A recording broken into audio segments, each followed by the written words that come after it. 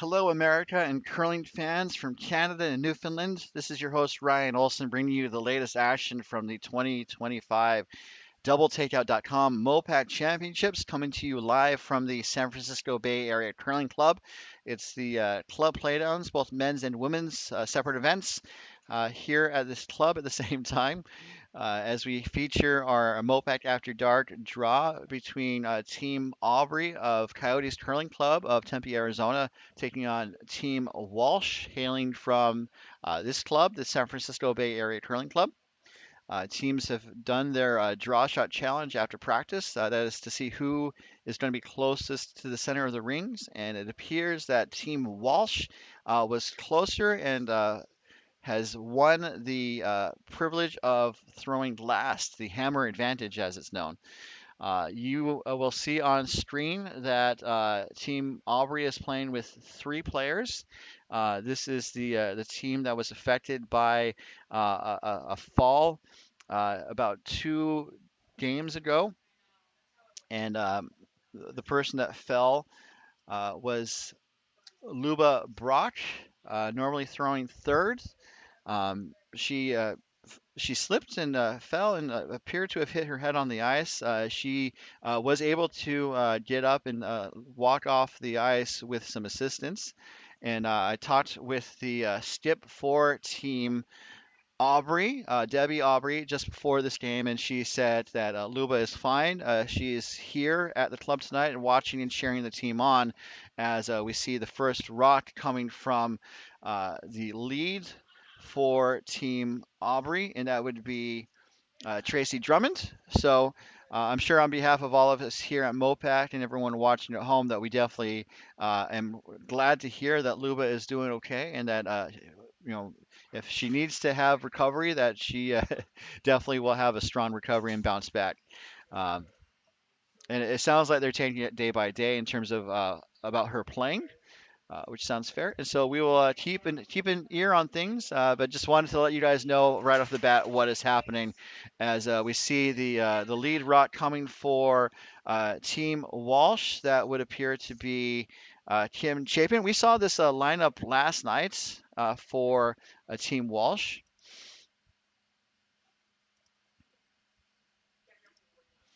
and both of those rocks seem to have hogged. So tough starts for both teams. As Tracy gets set for her second stone.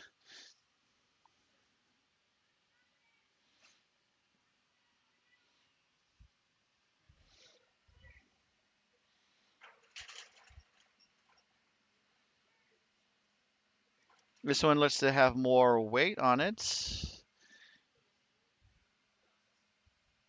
Definitely not going to hog this time. Actually, I think it's going to slip into the rings, perhaps, and it does.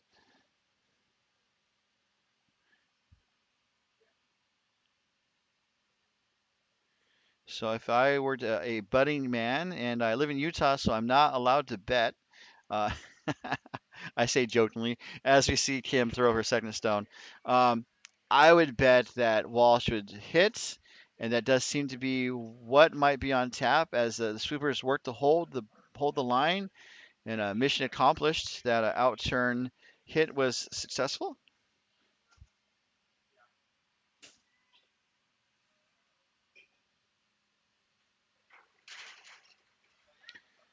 So we're going to see Drummond throw her second stone or third stone, pardon me.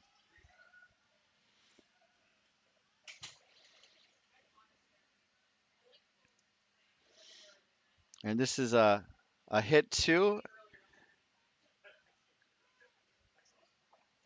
Makes contact. These stones are pretty lively, which is it's beautiful to see these hits being made.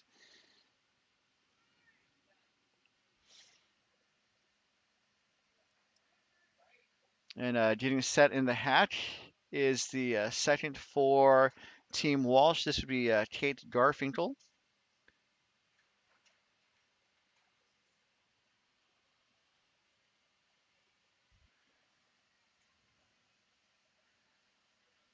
And looks like teams are trading hits back and forth. A fairly common tactic to start these games, as teams are running the stones up and down the sheet to try and get a better feel for the rocks in competition.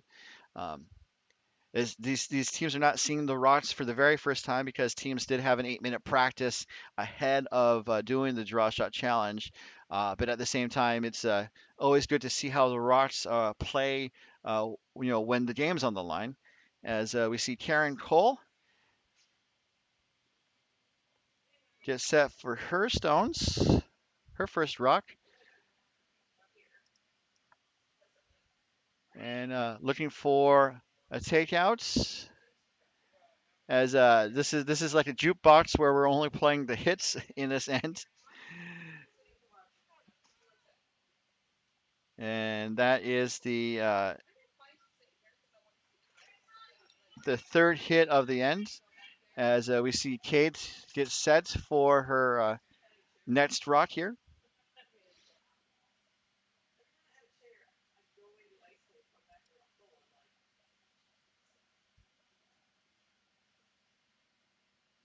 And it looks like contact will be made, and the shooter will roll across the rings and out of the house and out of play. So hit made, shooter gone. So there's a chance to reset here halfway through the end, as Karen Cole is getting set for her next shot, waiting for the broom to be down from Debbie Aubrey. Broom down, looking for a draw. Um, don't know. I don't think she's going to put up a guard.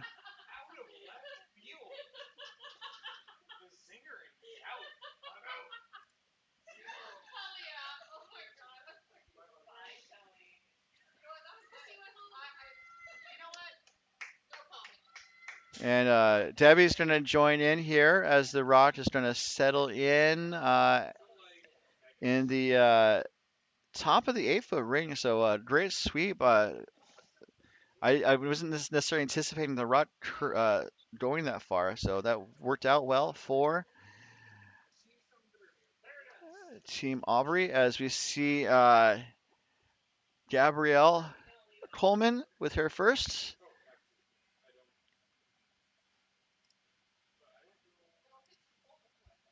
Looking for another hit here. And it looks like the hit will be made with the outturn counterclockwise rotation.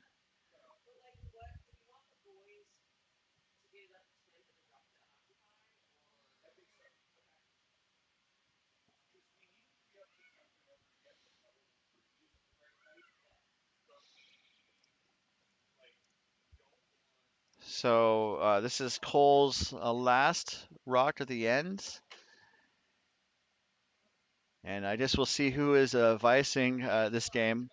Cole kind of waved Drummond off as it's kind of coasting a little too far. It might make some contact, and it does. The stones are lively, but not necessarily that lively. So unfortunately, that is a miss as it kicked the Walsh yellow back to the edge of the 4-foot. And so now that kind of creates an opportunity for Walsh to maybe change up the strategy here, as we see Coleman's second stone. And it looks like Walsh is going to split the rings, going for an outturn draw.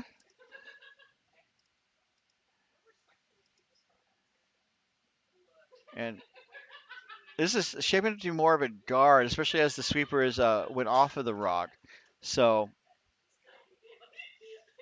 I was thinking they were going to split the rings. It's short. I don't know if that was intentional or not. It does provide some cover to maybe set something up later in the end.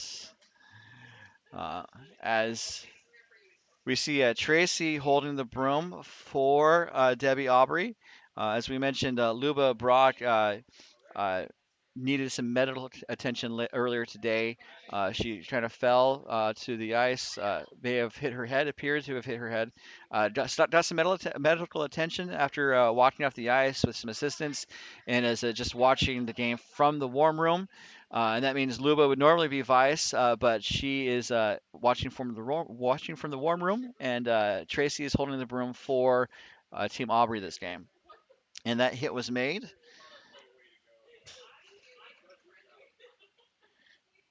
And just like that, we are in skip stones.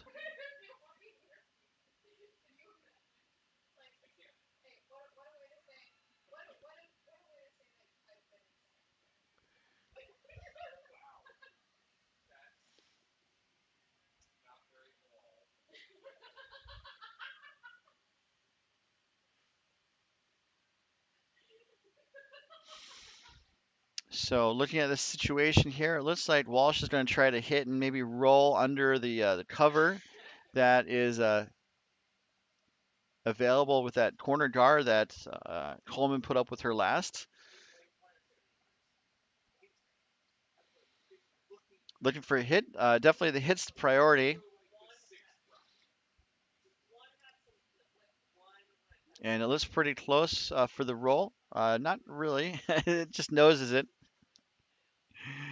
It's I say this jokingly because as a curler, and especially as a skip, is like get ready for the roll, get ready for the roll, and 9 times out of 10, there's not much of a roll for our shots on arena ice with newer curlers. So, but the hit was made, and now we're gonna see Debbie Aubrey's last shot here.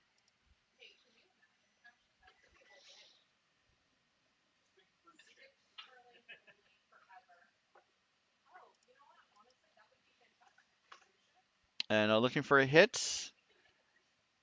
I think hoping for a little bit of that roll that we were keep talking about, but also you don't want to miss the rock. And so it looks like we are going to see a hit and a little bit of roll. So call it the Osmond family of shots. We have a little bit of a rock and a little bit of a roll. Uh, Although I think is the reference a little bit country and a little bit rock and roll. Yeah, it's the Osmonds. That hit was made successfully as now we see Sarah Walsh head down for her last shot. The hammer coming here in the first end.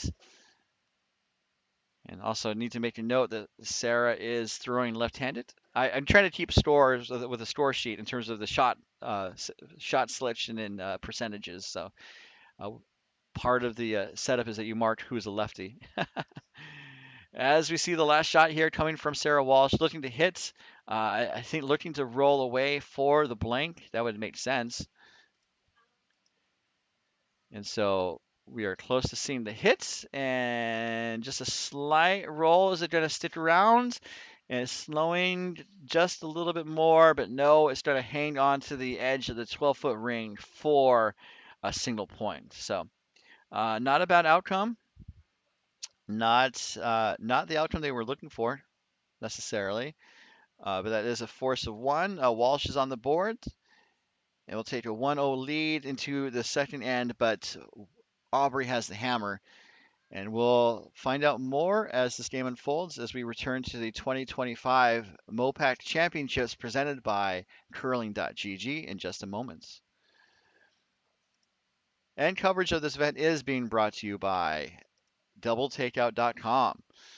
DoubleTakeout.com is updated throughout the competitive curling season with stats and information from the latest curling events by proprietor Ken Pomeroy on the top men's and women's teams from around the world.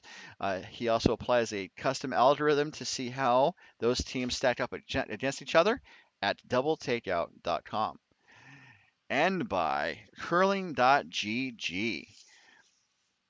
Test your skip skills against your friends online at curling.gg, free online curling platform with real physics simulation, curling.gg, and by Endgame Curling. Endgame Curling, manufacturers of the Endgame Icon and Endgame Origin, featuring eco-friendly fabric replacement, innovative locking sliding position, adjustable pivot resistance, and more at endgamecurling.com. Rocks in play. We are underway here in this second end.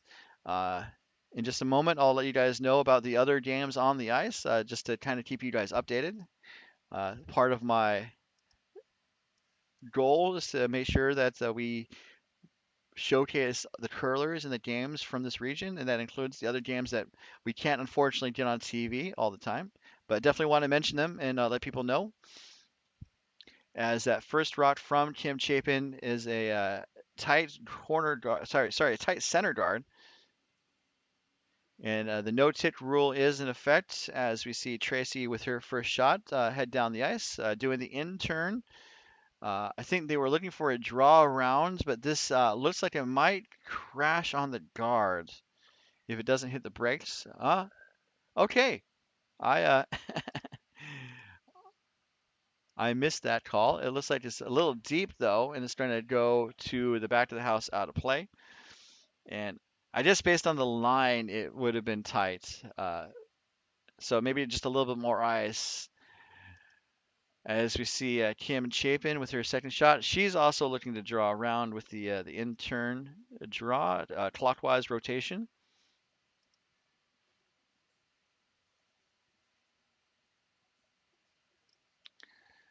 The other games on the ice include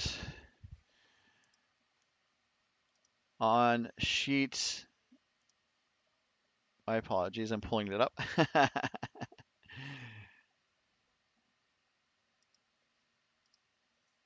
All right, that draw ended up in the rings in the top 12 foot, so it looks like Drummond is going to be asked to take it on. On sheet A, we have Team Muirs of OC Curling taking on Team Thington Durai of San Francisco Bay Area Curling. On sheet B is our feature game. Walsh was forced to a single and holds a 1-0 lead over Team Aubrey from Coyotes.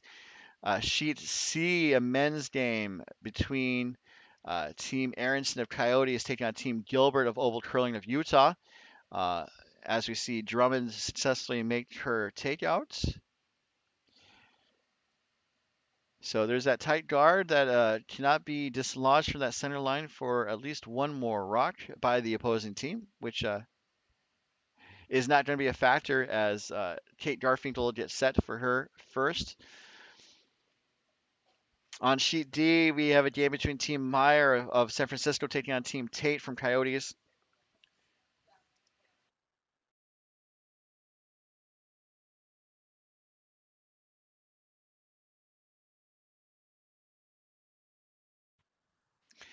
And then the last game is Team Campbell of Coyotes taking on Team Murray, also of Coyotes. So all these games are wrapping up their first and are starting their second. Results are available on our live scoring site, bondspieler.com. So it looks like Garfinkel was able to draw to the top 4 foot, and Drummond is going to do the takeout again. Do the time warp too. If it's tight to the guard, that's not a bad outcome at this point. But the hit is made, and we can see that the yellow shot stone went through the house.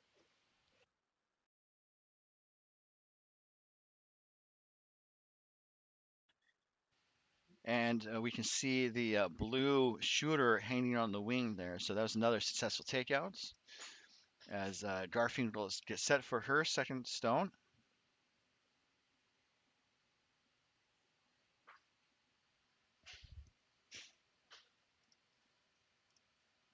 Looking for a hit, and I think a little bit of a roll. And the hit's made. We're going to see a roll back towards the center. It's going to cross under the guard and poke out the other side. Good shot outcome, though, by Kate.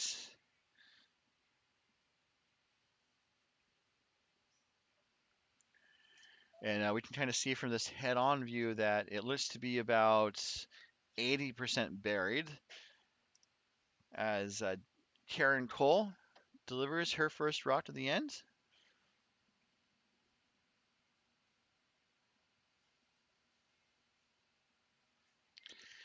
Karen kind of waves off the sweeping. She may also be saying goodbye to the stone. It's hanging out wide. So the question is if it might even come back at all. It looks like it's coming back a little bit late, and sweeping may have gotten to bury it a little bit more, but it's not a bad position for it to end up.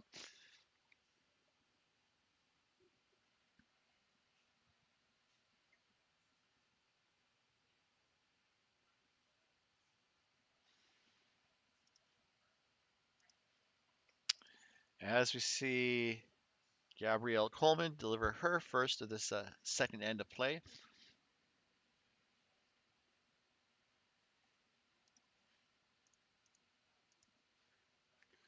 Looking for a hit and roll. A little bit country too. The hit's made. The shooter's going to roll across the house out of play. But the takeout was successful. Looks like Aubrey's going to try that draw again. Brooms down pretty quickly for Cole.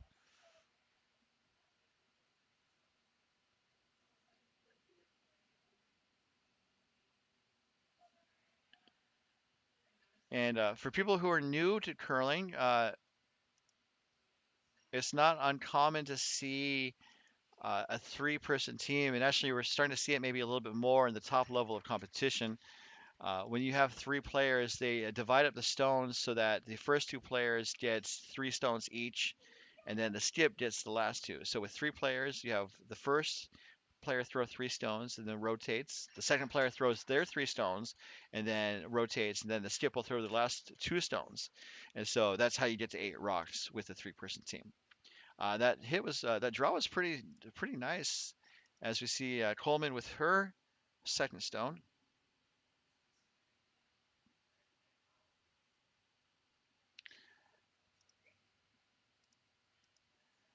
And I think looking to draw on top, there's a little bit of backing that the Aubrey stone just put up.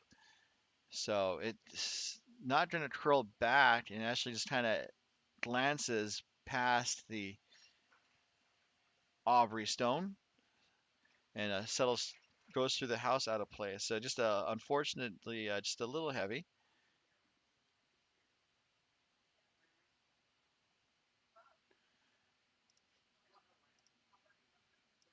So Cole is underway with her last shot of this end. And Cole's waving goodbye to it again. She does a lot of waving. And let's see if we're going to say farewell to a good shot or a bad shot. And this looks pretty good for a tap back. And that shot looks to be pretty solid. It does tap the shot blue back onto the yellow. And so now Aubrey is sitting 2 around the button.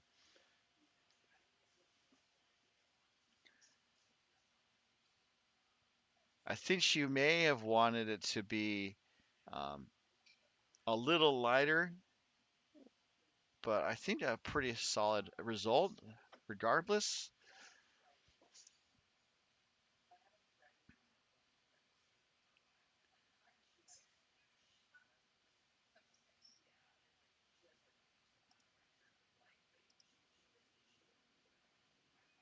And coverage of this end is being brought to you by doubletakeout.com.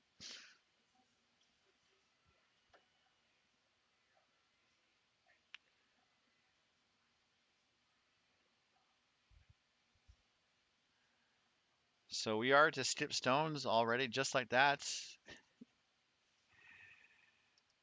Sarah Walsh is set in the hack.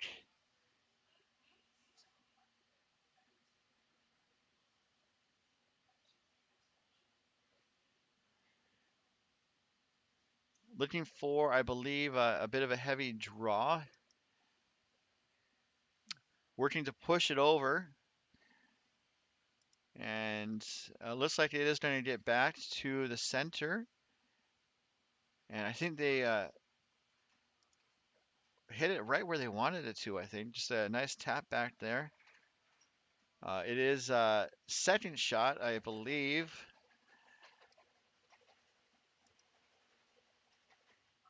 Actually, I disagree with my own assessment.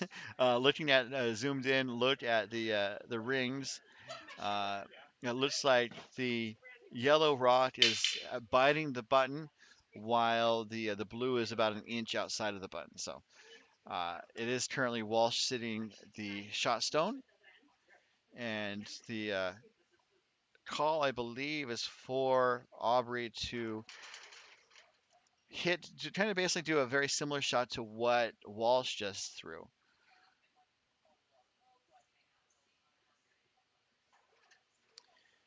as Debbie Aubrey gets set for her first of this two skip stones in the second end.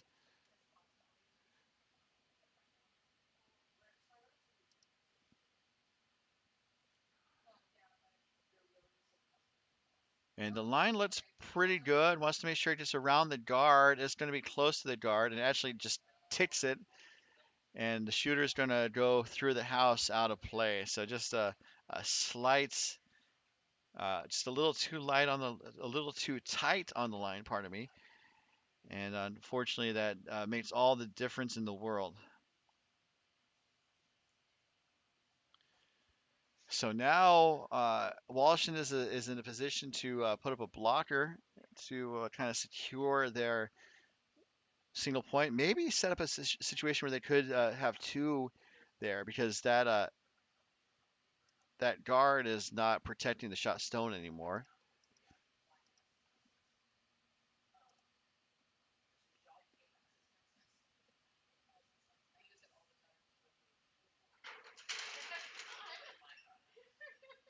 And this is Sarah Walsh's last, looking to draw. I think they would maybe want to tap the yellow back, and that would maybe get them to sit two.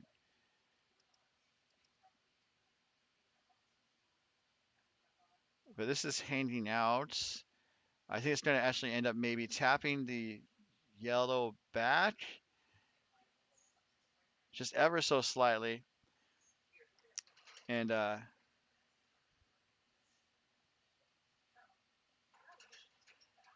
I think if they treated this like a double, they could score two. They don't need to do the double because the outside yellow isn't going to count. But just in terms of like where they need to hit the inside yellow is why I think they would treat it like a double.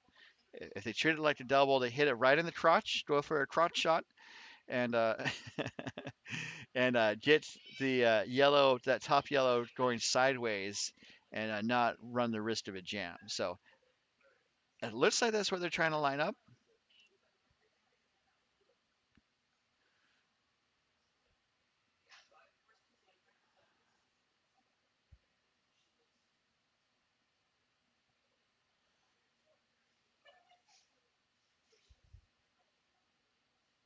Although I haven't said it yet, I think the double takeout's there.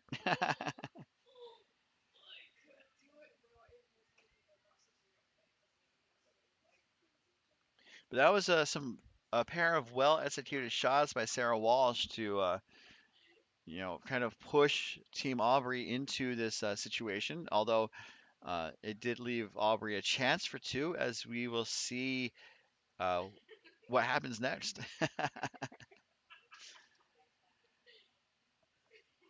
Debbie Aubrey gets sets. This is the last rock, looking to move some yellows to score two blues. Had a positive release there. Needs to make sure it stays on target.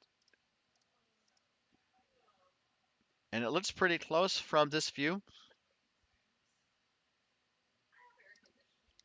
And it jams on the yellow onto the blue. So it's going to be a steal of one. So that was close. Uh, and I think they had the weights. I think they maybe wanted. I'm curious about the rotation. I didn't notice the rotation, but obviously the shot didn't work, unfortunately. But it was close. And that is going to be a steal of one for Team Walsh to go up 0-2. And we'll be right back in just a moment as our coverage continues from the 2025 MoPac Championships presented by Curling.gg.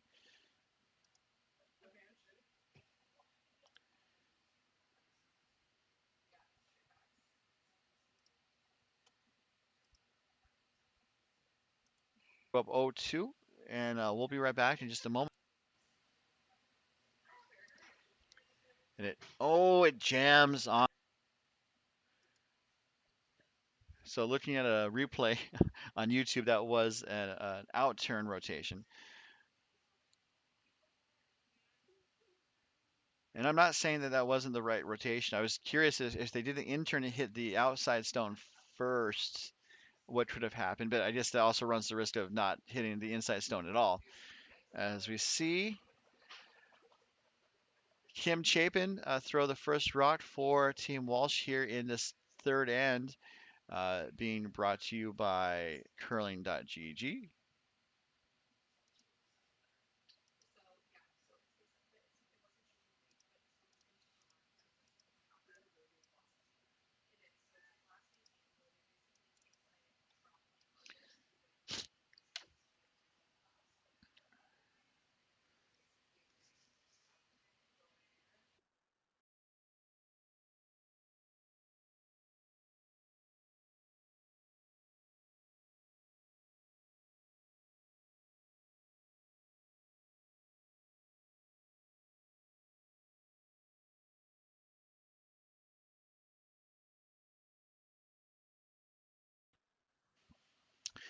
Looks like Drummond was maybe asked to put up a corner guard. This is going to slip into the rings. Actually go through the rings out of play. Chapin's first stone was a center guard. Looks pretty tight to the rings. And as we see Chapin gets set, she's been trailing for 13 years. She has its appearances at the club national championships in 2012 through 14, again in 17, and once more in 23-24. She was also at the Arena National Championships, winning silver in 12, bronze in 13, before winning a pair of golds in 2014 and 2015. And it looks like she was able to put up another guard right around the same place as her center guard.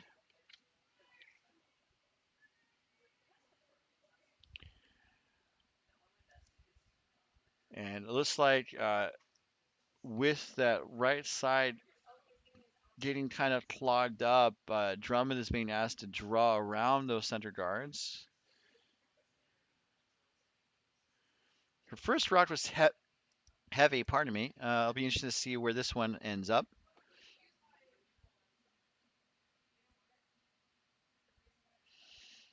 And this one was also just a smidge on the heavy side. It's going to go through the house out of play. So a couple tough misses for Drummond, especially when she's asked to draw. She's been uh, either a bit heavy or a bit light. When she's asked to do hits, she's been far more successful on the hits so far. As we see the first rock coming from Kate Garfinkel. And Kate throwing this intern draw. She's been curling for 17 years. And that's going to get around the center guard. And going to settle in on the top of the lid, covering the pin. So she's been curling for 17 years, and that shows. She has participated in several MoPac and Midwest Curling Association mixed events. Also has a 2022 appearance at Women's Club Nationals. So as we see Tracy's next rock head down the way, she's also looking to draw, and now there's a bit of backing. But this is also a little heavy and is unfortunately going to go through the house out of play. So just a couple of tough misses there from Drummond. Let's see if she'll be able to bounce back in the next end.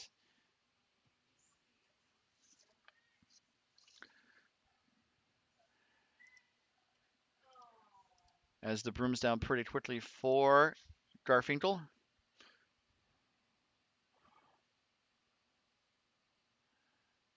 It's interesting to see Coleman's sweeping technique as they head down the ice.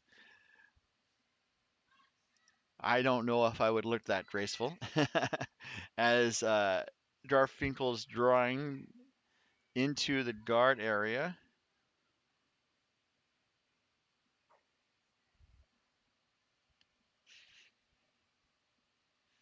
And so now with that wall of granite in front of the house, Debbie's asking Karen Cole to do some demolition work.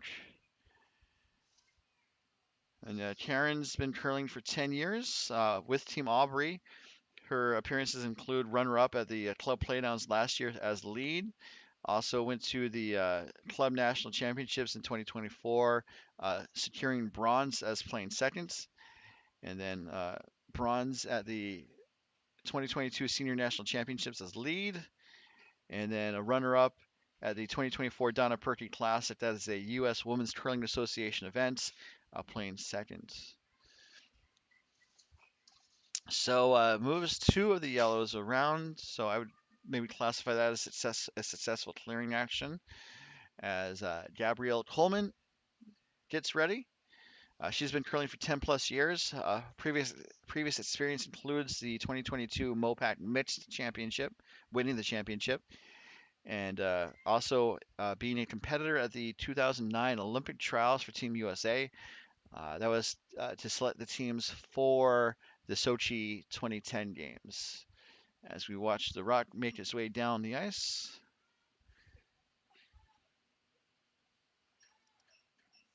That's going to settle in the top 8 foot. So amping up the pressure for or against Team Aubrey. There are 3 yellows in the rings. The shot stone is pretty well covered, but there is a path by running the yellow that was just put up.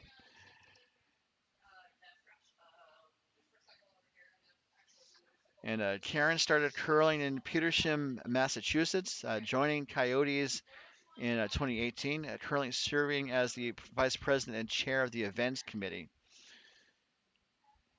So this outturn hit looks to be made. It's going to make contact on the shot stone in the back of the rings. Pushes that yellow off the button to the back 8 foot, and then the other yellow goes to the edge of the 8 foot. So a very good shot there from Karen. Not a takeout necessarily, but it moves the stones around for a positive outcome. As we see Coleman's second rock. I think looking to draw around. It looks a little tight as the sweepers jump on it. They could be putting up another. It's going to go into the rings. I believe they wanted to make sure it got around the guard. It does. Another question is where is it going to park? And it's going to park at Lover's Lane. Actually, it's going to park on the button. So people still park, right? I don't know. I've never done it. That was a good draw there from Coleman.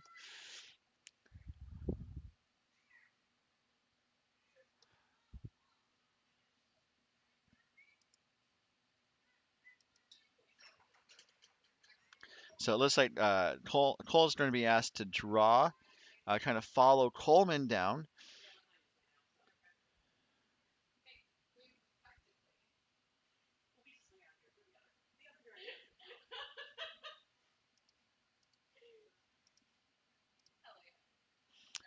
So the line was pretty good. Now it's a matter of making sure it gets into the rings, and it will settle in the rings, and it'll be good for second shot. So some two great draws in a row. I think maybe Aubrey would have liked it to be just a smidge heavier, but it definitely does put a lonely blue dot, a pale blue dot as it were, into the rings to outcount 3 of the 4 Walsh yellows. So a good shot there from uh, Karen Cole.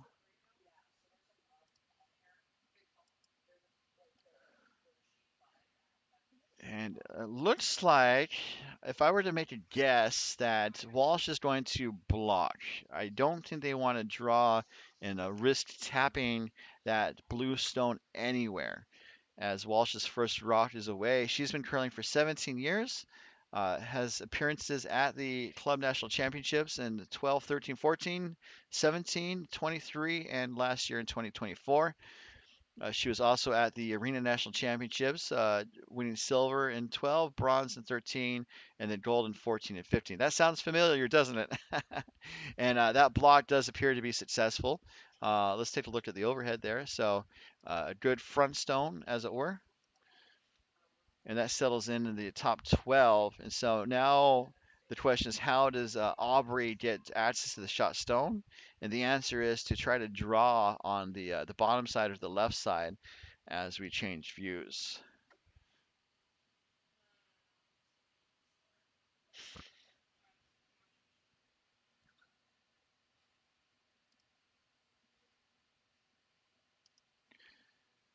So Debbie Aubrey has been curling for 10 years, has experience at senior national championships for various teams since 2016, winning the bronze in 2021.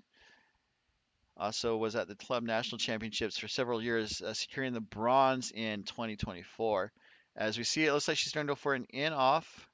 And so there's the in, and then we see the off pushes the blue to the edge of the forefoot. Good for second shot.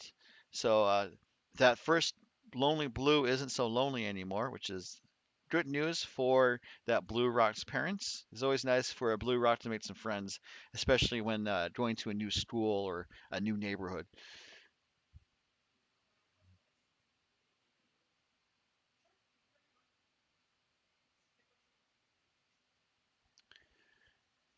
So right now, Walsh is sitting 1, 4, and 5, and Aubrey is sitting 2, 3.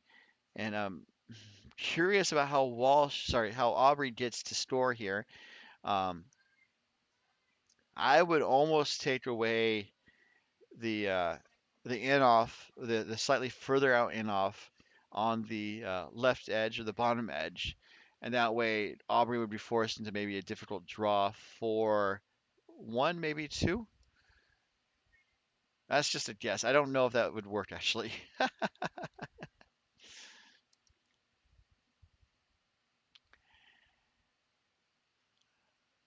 So Walsh gets set, looking for a draw to block the draw path, which also makes sense. And I guess also depending on where the rock ends up, it might also block the in off. So there's kind of a there's kind of a sweet spot, I think, for this Walsh throw as it heads down the ice.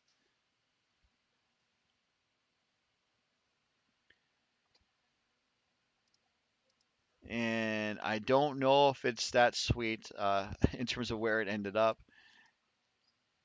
It does block the in off a decent amount, it appears. Uh, Looks like they could try to hit the inside of the blue. That might be a possibility. It'd be kind of tricky just based on those two guards that are right down the center. But it looks like they could try to hit and roll, and it would be probably just for 1, although if they get lucky, there could be 2 in the offing. Just based on the speed that they would have to throw, though, it would not be for 3, if I were to hazard a guess.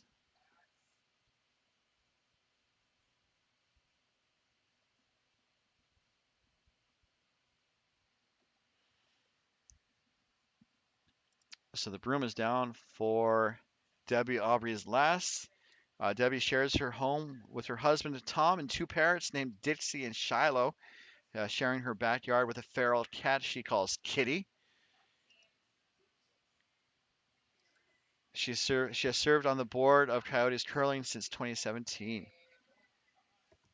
Last rock here, looking for a hit and roll, a pretty tight angle that she needs to hit. Looks pretty close. It might need to curl a smidge more. It's not going to get there. It's going to just hit the blue back onto the yellow, and it's going to be effectively a steal of 1 for Team Walsh. So Team Walsh will take an 0-3 lead into this fourth end, and we'll be taking a quick break, and we'll be right back as our coverage continues from the 2025 MoPac Championships presented by Curling.gg.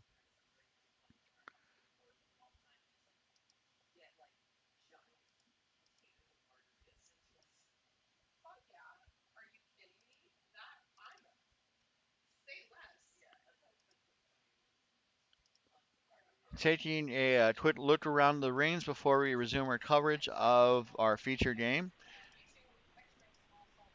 Sheets A, we have Team Think to Derive of San Francisco Bay Area up 2-1 over Team Muirs of OC Curling. Sheet B is our feature game.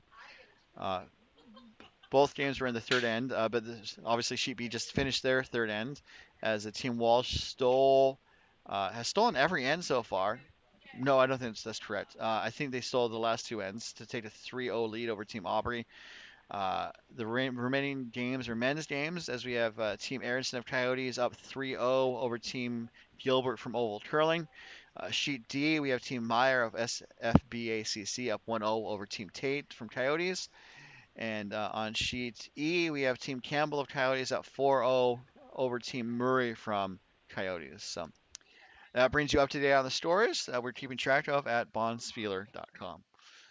Returning to our feature game here, the scoring's been all Walsh so far, but it's been pretty close ends. The setups have kind of forced Aubrey to try to make these really superb shots to, score a point, and just hasn't been able to make those shots. So Walsh has definitely been pretty good in terms of the strategy, and we saw Kim Chapin put up a center guard. And just as a reminder, the no-tick rule is in effect for this game as an extension of the free guard zone. And so until after the fifth rock of this end, an opponent may not dislodge a center line guard.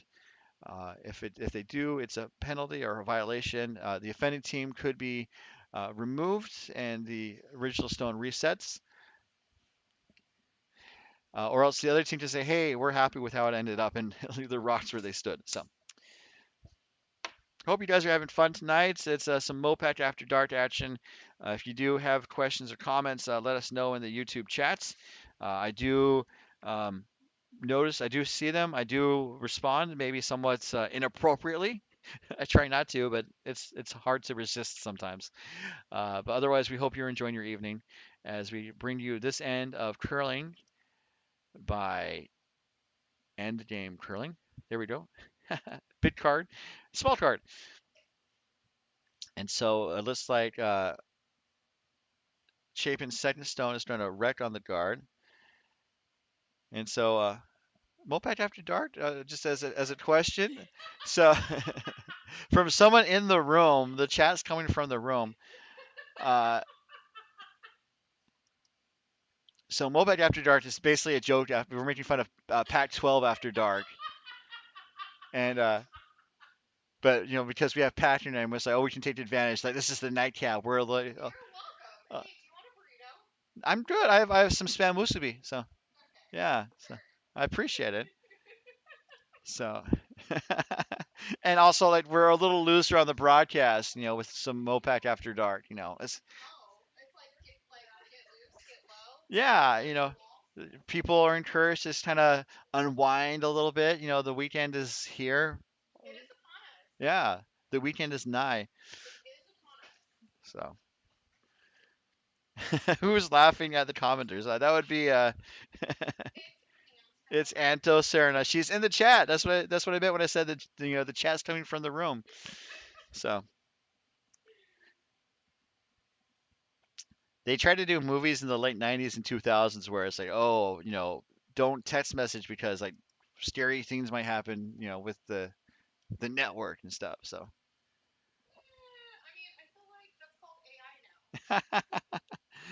the response from Anto is that yeah, AI is kind of like the boogeyman of the modern era.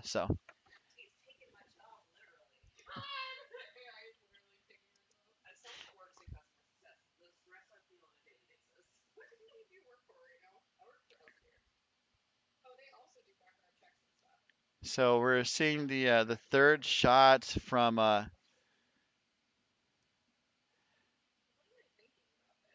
Tracy Drummond.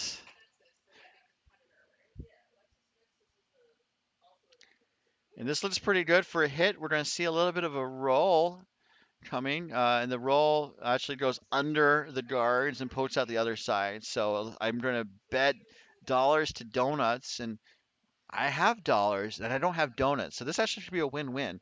I'm going to bet dollars to donuts that Walsh is going to try to pop that out. And I'm hoping for a dollar and or a donut.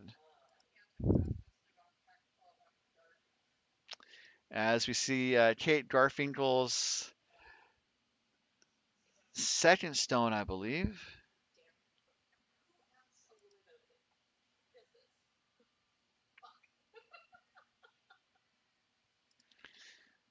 Chat's talking about AI. Some clubs are using AI for promotional graphics, and it has been interesting. It's also interesting when the AI puts a curler on ice skates, which is famously not how people curl, at least at least that I know about. I guess I should keep an open mind. People could curl on skates. I mean, maybe AI is foreseeing the future of this sport. The hit was made, a bit of a roll undercover, about 20% protected, as we have Karen Cole's second stone. Actually, it's her first stone make way down the ice. It looks pretty good, but it might crash the guard. It's past the guard, and it's going to settle in right on the schnoz of the shot stone. No roll. So it looks like Aubrey is sitting one right now, but it is very, very visible. I would say only like 5% coverage, which is barely covered at all. As we see Gabrielle Coleman get sets, looking for a hit. Maybe a slight roll would be in the offing here with the shots.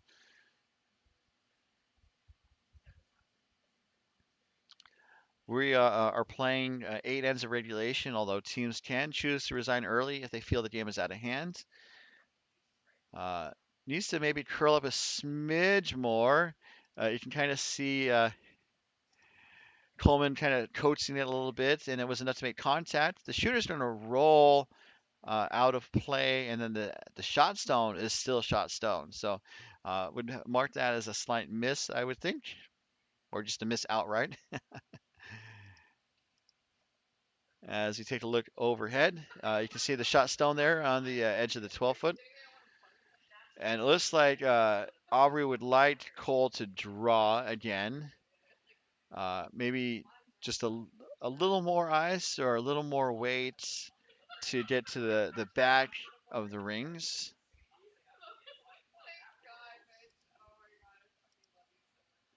And this is pretty tight. Aubrey's coming out to help. It's tight and light, which is not a great combination when you have guards in play. It's around the first guard, but it's not going to get around that second guard. So line was a smidge wide for what they were trying to do, and just a little light. So a miss there. So a couple slight misses from both teams as we are wrapping up our fourth end of play here. As Coleman's going to take on the takeout on the left wing. And it's shaping to be pretty good. Going to hit and stick around to be shots. Um, the play is behind the tee line, which is not necessarily ideal, but it seems to be the call here to hit and then maybe roll towards the center behind all those century guards, those ooey gooey century guards, which I've never thought of curling stones as either ooey or gooey, but it's MoPac After Dark.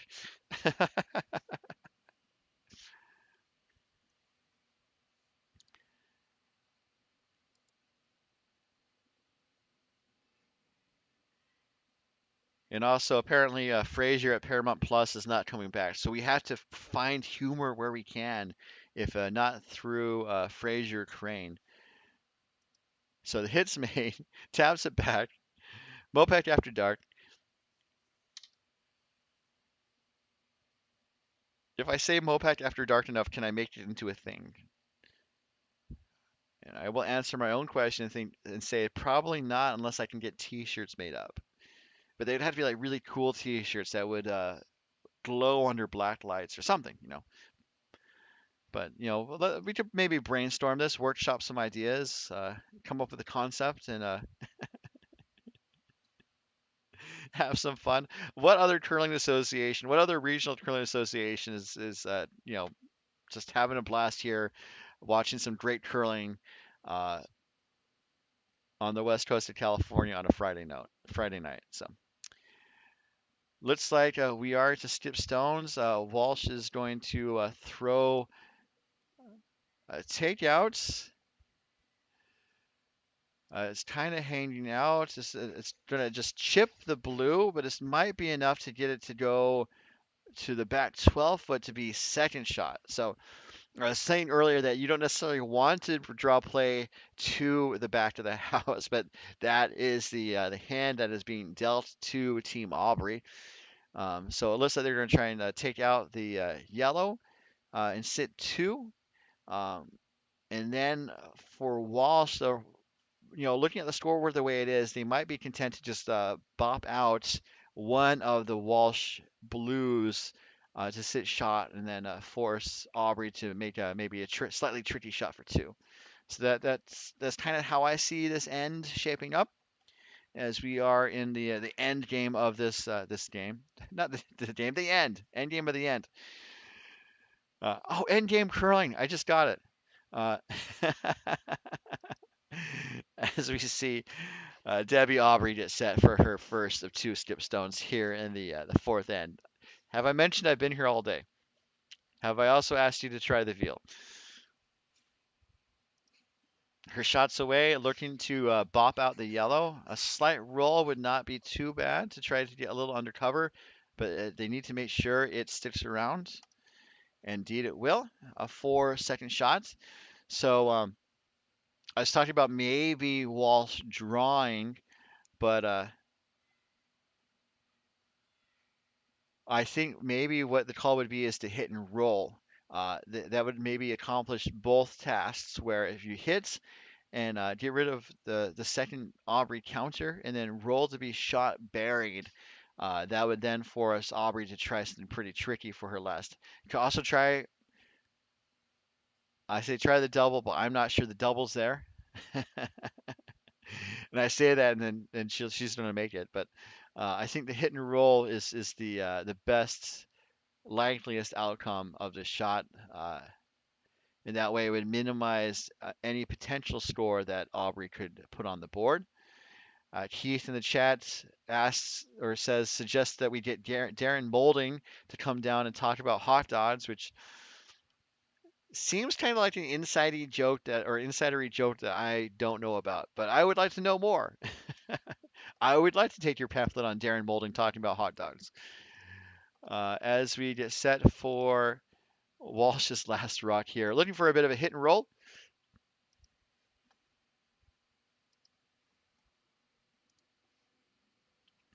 Needs to hit at the very least. It's actually shaping up to be pretty good for the hits. And it does get rid of the blue, but the shooter's going to roll away. So any sort of making it tricky for Aubrey to score two is off the table. All Aubrey needs to do to score two is to touch paint, which is the curling equivalent of touching grass, I'm going to say. People tell me to touch grass all the time, but I prefer to touch paint. So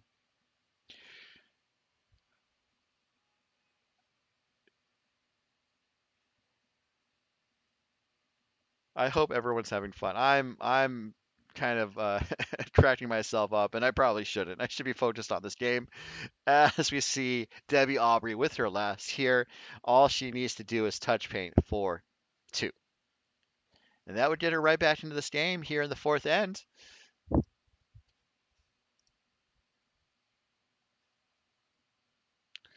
It's looking pretty good. Needs to make sure it reaches the rings and sticks around, and definitely looks to be on target. Walsh is getting ready to sweep it a little bit. Is it going to, or Coleman is, but it's going to stick around for that second point. So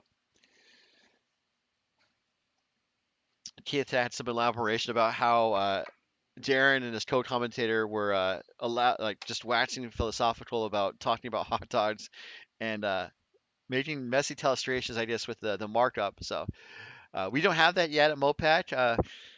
We might not be allowed to have a telestrator just because of people may be drawing shapes that may not be appropriate. Speaking of hot dogs. Uh, but speaking of curling, which is what we're all here for, Team Aubrey does get that second points and is now within one as we head into the fourth end break. So as we head into the fourth end break, just a friendly reminder that coverage of the 2025 DoubleTakeout.com MoPac Championships is brought to you by DoubleTakeout.com. Uh, if you have a favorite men's or women's team around the world, you can check doubletakeout.com to see how they rank against the others based on a custom ranking prepared by proprietor Ken Pomeroy at doubletakeout.com and by curling.gg.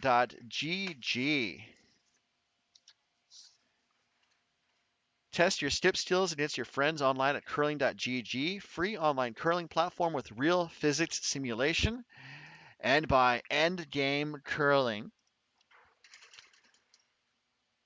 elevating the standard for high performance brooms at endgamecurling.com. So we're taking a 5 minute break. We're going to take a pause as well. I'm going to catch my breath, maybe find a hot dog or a burrito or some other food stuff that we can maybe joke about in the second half of this game. We'll be right back to the 2025 MoPac Championships presented by curling.gg.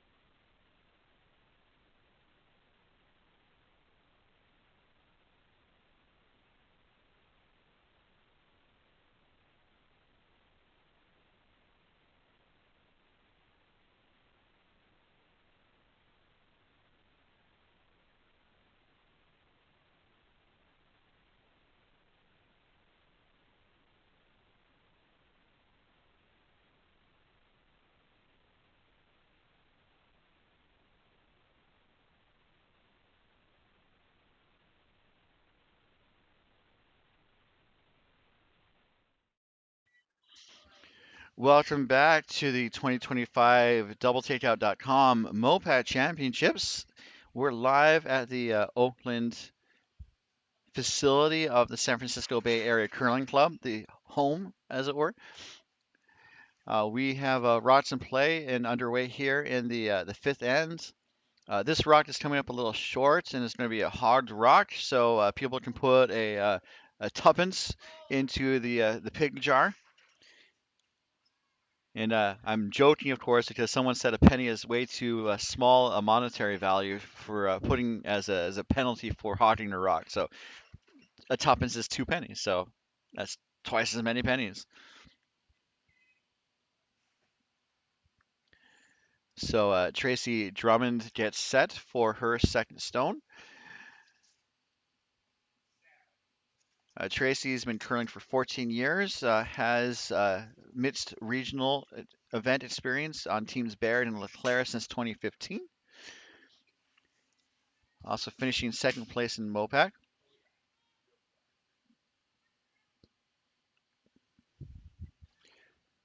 And looks like we have at least the ace center guard. As we look at the overhead here, we have a center guard, and then we have a rock in the rings. And it looks like Walsh is choosing to take on the rock in the rings with Kim Chapin second stone. Asking for some more weights. So not going to hog this one.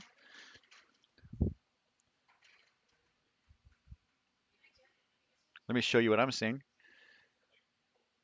And that hit is made. The shooter's going to stick around to be shots.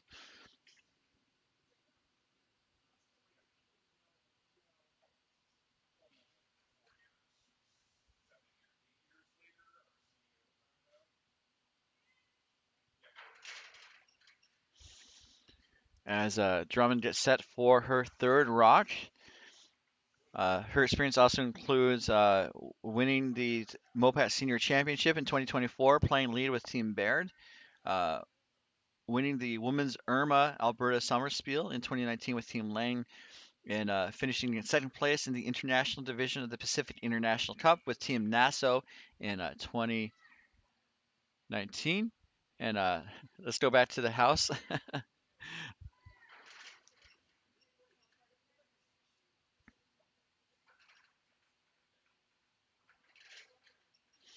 It looks like that hit was made. There's two guards in the rings. That is the fifth rock to the end, so now Kate Garfinkel can take it on. Try to peel these guards.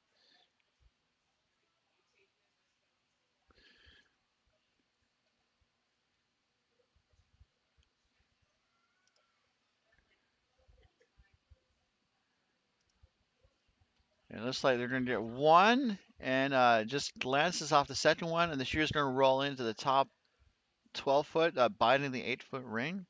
So it looks like a good clearing action there from Garfinkel.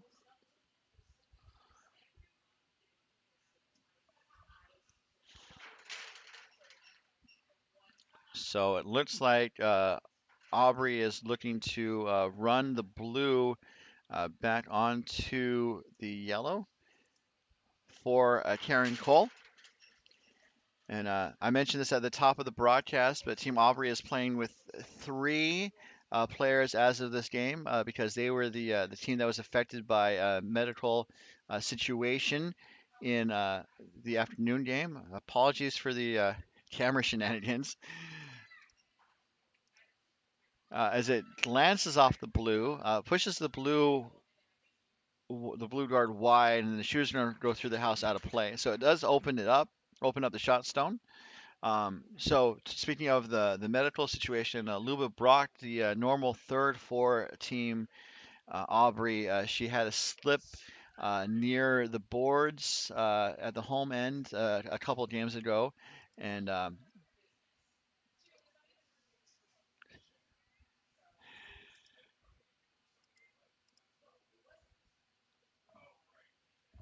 it's like a Kate Garfinkel shot is away. So Luba Brock had a slip and a fall. She appeared to have struck her head. People paused the game while she sought medical attention. She was able to get up and leave the ice with some assistance, and did have some medical attention at a nearby medical center. Aubrey told me before the game that Luba is fine and is actually in the warm room watching and cheering on the team from inside the building. And then in terms of future play, it sounds like they're taking it day by day, noting that tomorrow is another day. So again, that involves Luba Brock, the normal third. That is why Aubrey is playing with three. And on behalf of everyone, we've said it before, but it is still true. We definitely do uh, wish Luba well, and then whatever medical attention that she needs or needed, that it's that she has a speedy recovery from the incident this afternoon. So it looks like there's a hit and roll there. That looks really nice. Let's see where it ended up on the overhead. Nice hit and roll there. Just a beauty shot there from Karen Cole. And so it looks like Walsh is going to try to clear the guard or run the guard onto the pile here. Which there's a movie called Run the Block, but here we're going to try and run the rock. MoPac After Dark, y'all. So it does peel the guard.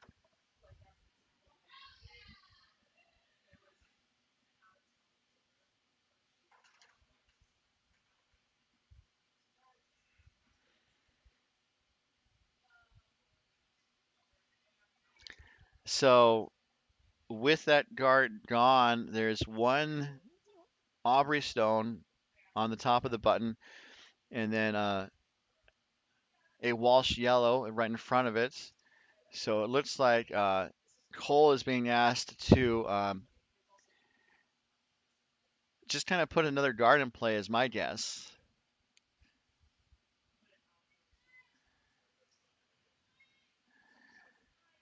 And as we watch the rock head down the way,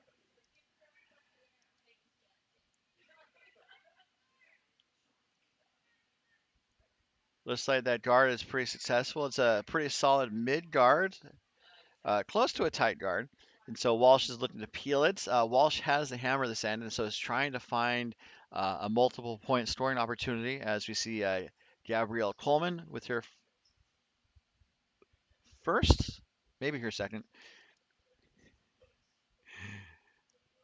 That's her second. It looks like they're going to peel the guard again, and the shooter's going to roll wide out of play, and the Aubrey Bluestone also rolls out of play. So it looks like Aubrey is looking to put another blue rock into the rings. She actually wants it on top of the yellow in the rings.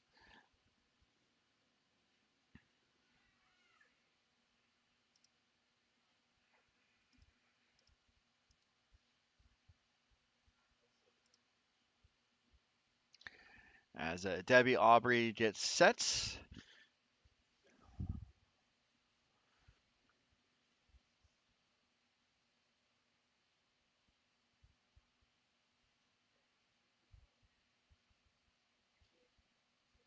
Looking for a draw. The weight's going to be important. I think light's the miss here because I don't think she wants to run the risk of tapping that yellow back onto the blue in the rings.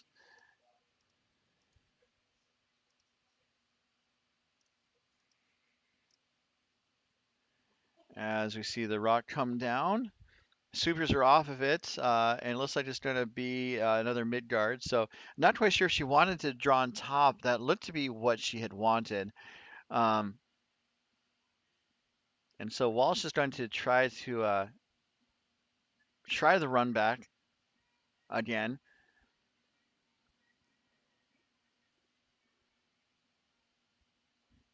And I think that she's able to do this because the draw to the button is still there on the right side from this view. Um, so, worst case scenario, it just keeps things open so Walsh can draw for a single point.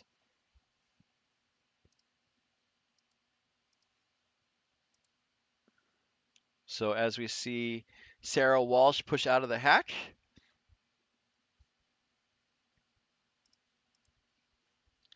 looking to run back the blue onto the yellow.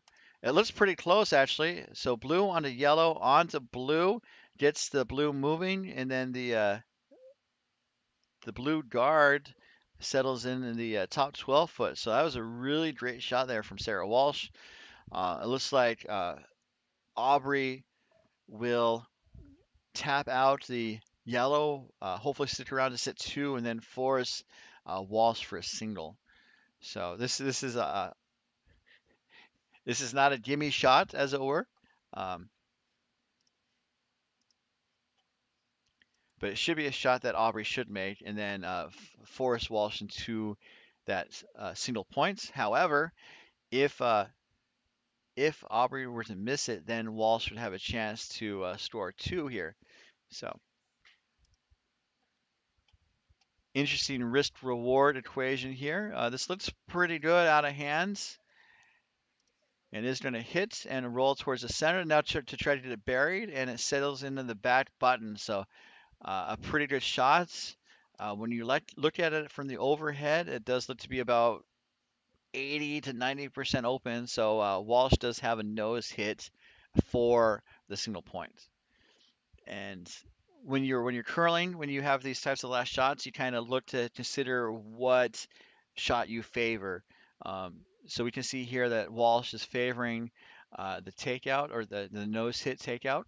Uh, as I said repeatedly, I started as a lead. I still play lead a lot, although I do skip more. So I might be inclined to draw for the point here. But Walsh is going for the hits, and it's away. And let's see if it's on the money. With her last rock, it's kind of poking out. It needs to come back to stick around. It's going to hit. It's going to roll through the rings out of play. So that did not that that bet did not pay out, unfortunately, as Aubrey steals a single to bring things to a tie here. So it's pretty much a whole new ball game. No ball included. As some of our commenters noted earlier, there's no ball in curling, and if there is, something's gone horribly wrong. But we will see what will be going horribly right in just a moment when we return to the 2025 MoPac Championships presented by Curling.gg.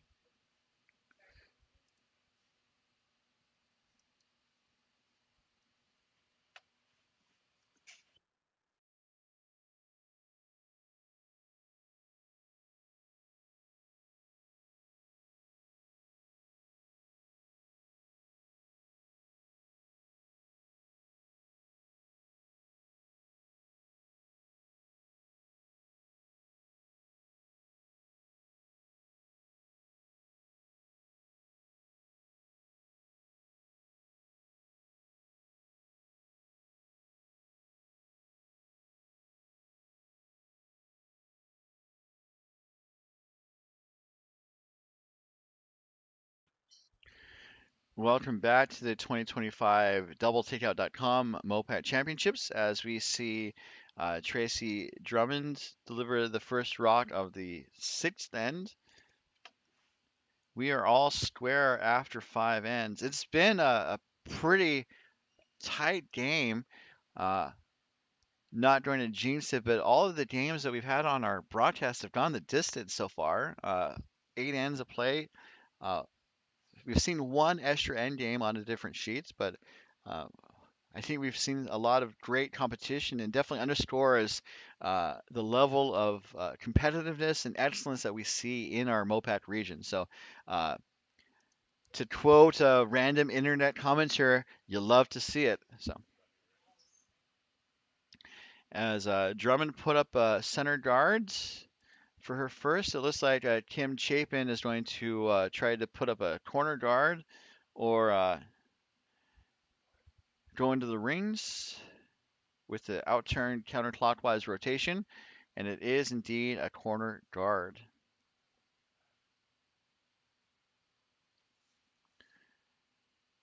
So after starting off a little cold in terms of shots success, Tracy Drummond has definitely come back and really kind of stepped up her guard game.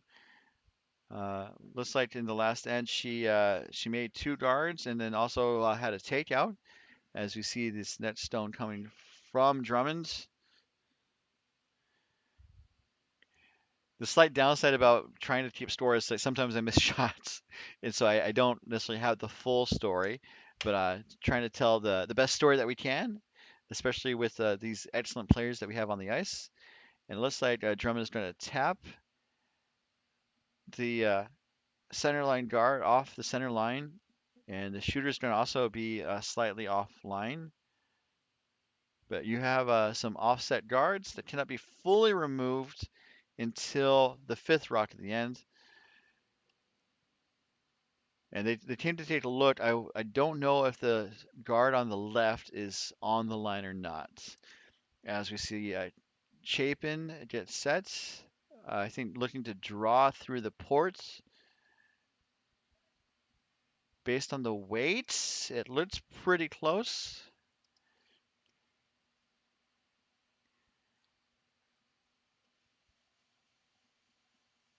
So we're going to see it gets past the guard and it's actually going through the house out of play. I think they were maybe hoping to tick it off the guard, just based on the weight that they had.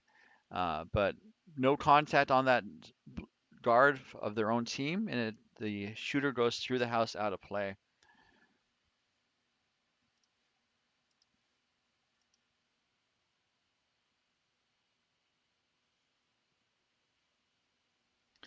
So very quickly, Drummond gets set for a shot of her own. I think they are going to try to draw through the ports.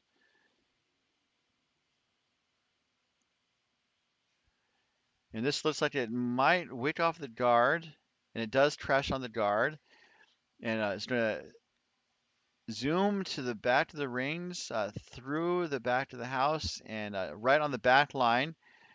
We can see from the overhead that we have a bit of a tripping hazard, unfortunately, just in terms of player safety. Uh, there's a chance that rock could come into play as a factor later in this end. Uh, I would not bet dollars and or donuts for that, but it could. As we see Kate Garfinkel just set for her first.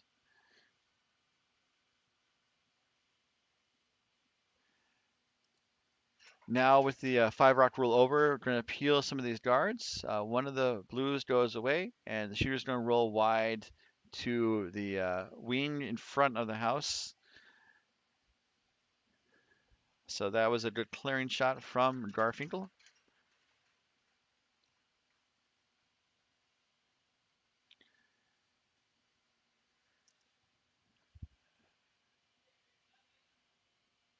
Now for the first of three routes from Karen Cole. Looks like she's going to attempt to draw around the guard as Drummond jumps onto the stone to hold the line. Weight looks a little on the light side if I were to hazard a guess.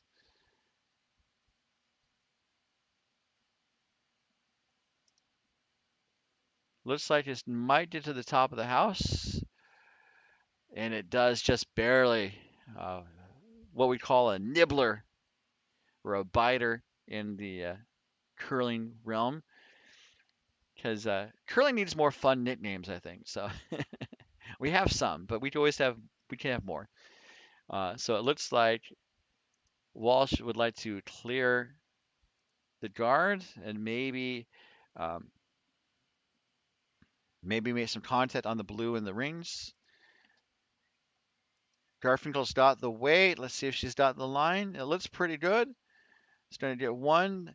Jams on the blue in the top of the house. And that blue that was in the back does go out of play. So that's not going to be a factor anymore.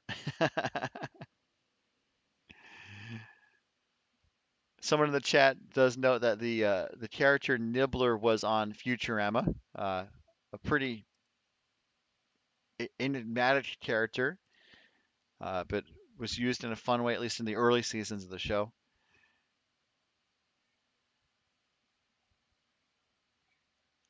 I think I used Nibbler when I talked about curling shots, though.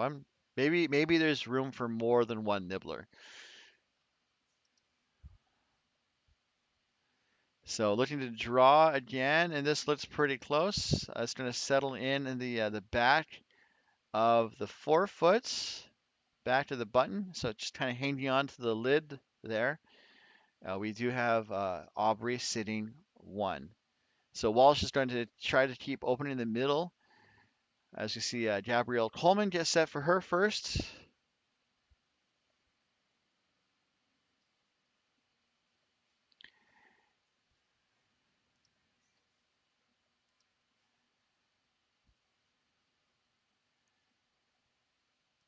And does clear that guard. The shooter is going to roll into a guard position on the top side of this shot. So it looks like Aubrey wants to put another front stone in play. As I want to let you know that this end is being brought to you by curling.gg.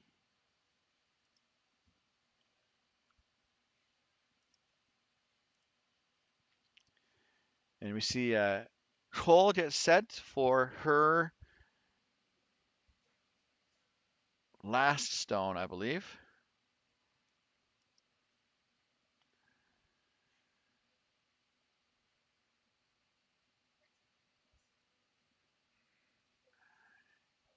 And looking for a guard or a top of the rings. That looks pretty close.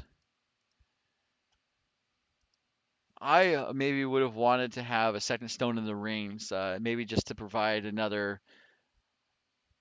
target for Walsh to worry about.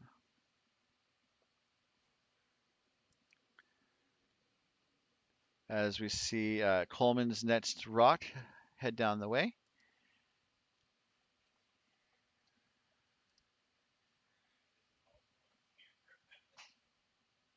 And she's got 1, and she clips the second stone just barely, so that shot stone is going to stick around.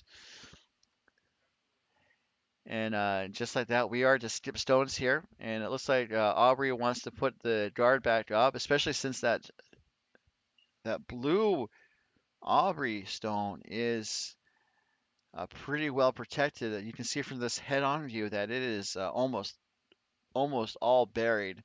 So they're looking at maybe splitting the forefoot.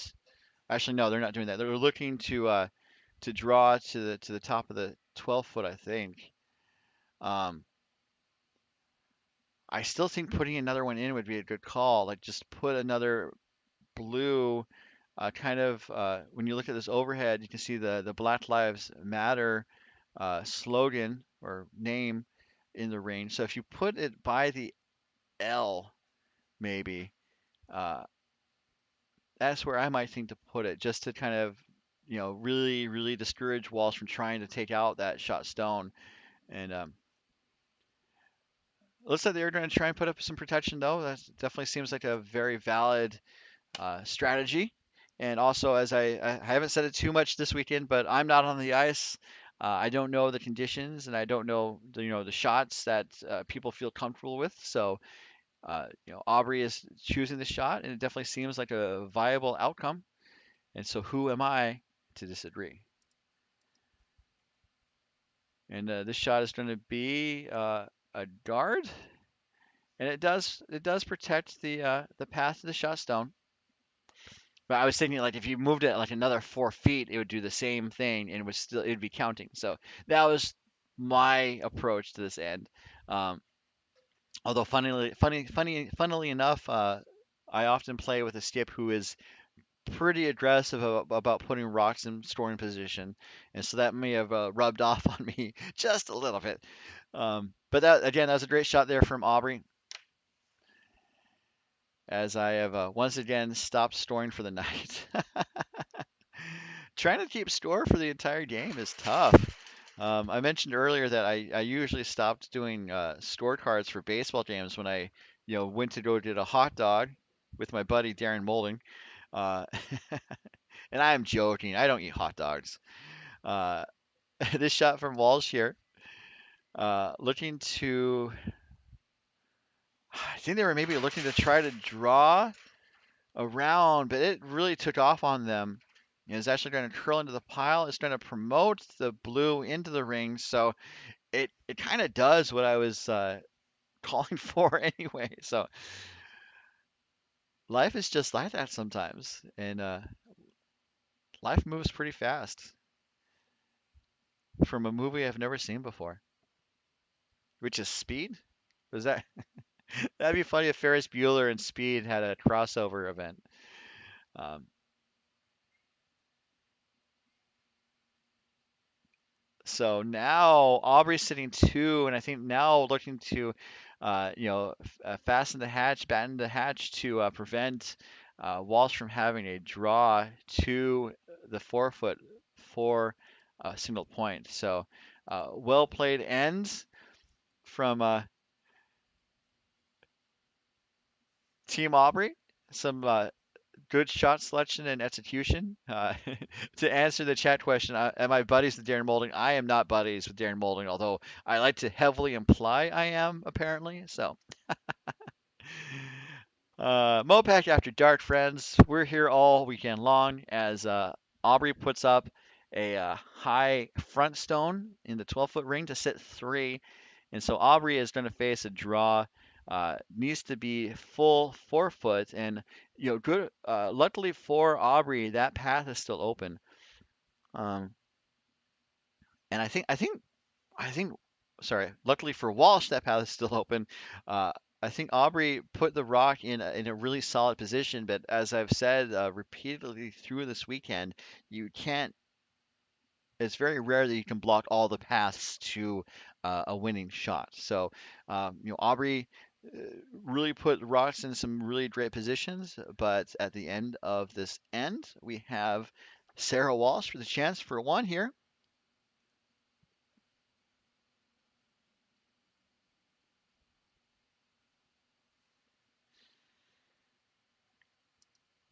Sweepers are trying to push it over and needs to be full 4 foot to have a chance, and it's hanging out for now. Let's see if they might be able to coach it over, and there's not anything to coach, and so now Drummond is going to try to escort it from the premises and only gets it to the back patio, as it were, the back porch. But it does appear to be good for one. Sorry, good for two. But let's wait for them to make the decision as they cross over, look at both of the rocks, and they kick them. So I'm going to say that is going to be two there. And so as they kick the rocks, we're going to see Aubrey moving to the lead now with a 5-3 lead over Team Walsh. And then we'll be back in just a moment as our coverage continues.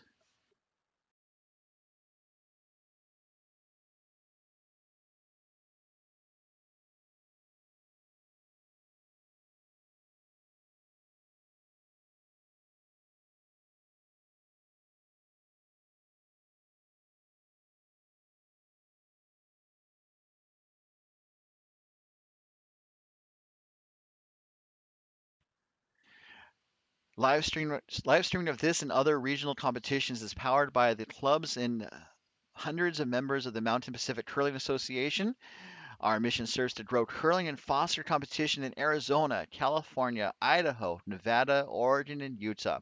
Visit mopacca.org today to find a curling club near you or for help getting one started in your community.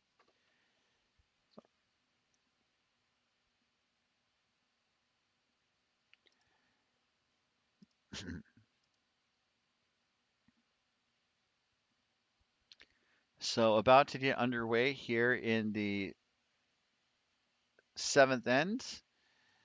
Uh, Walsh still holds the hammer after Aubrey stole two to take a 5-3 lead in this contest. It's been very close.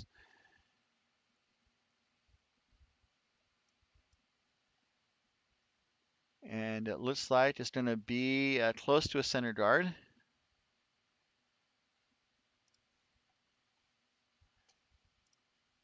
5-3 lead in this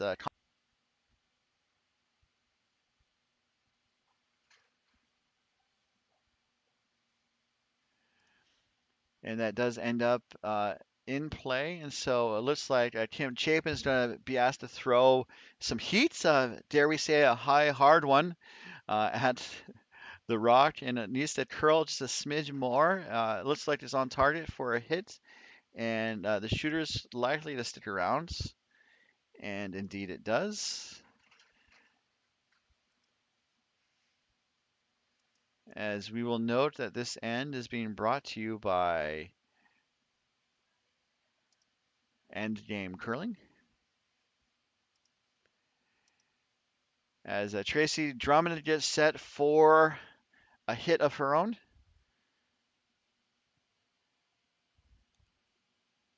As rocks are in play, as this end starts to take shape, let's go around the rings uh, a bit and kind of keep you guys up to date on what we're seeing as Drummond made the hit.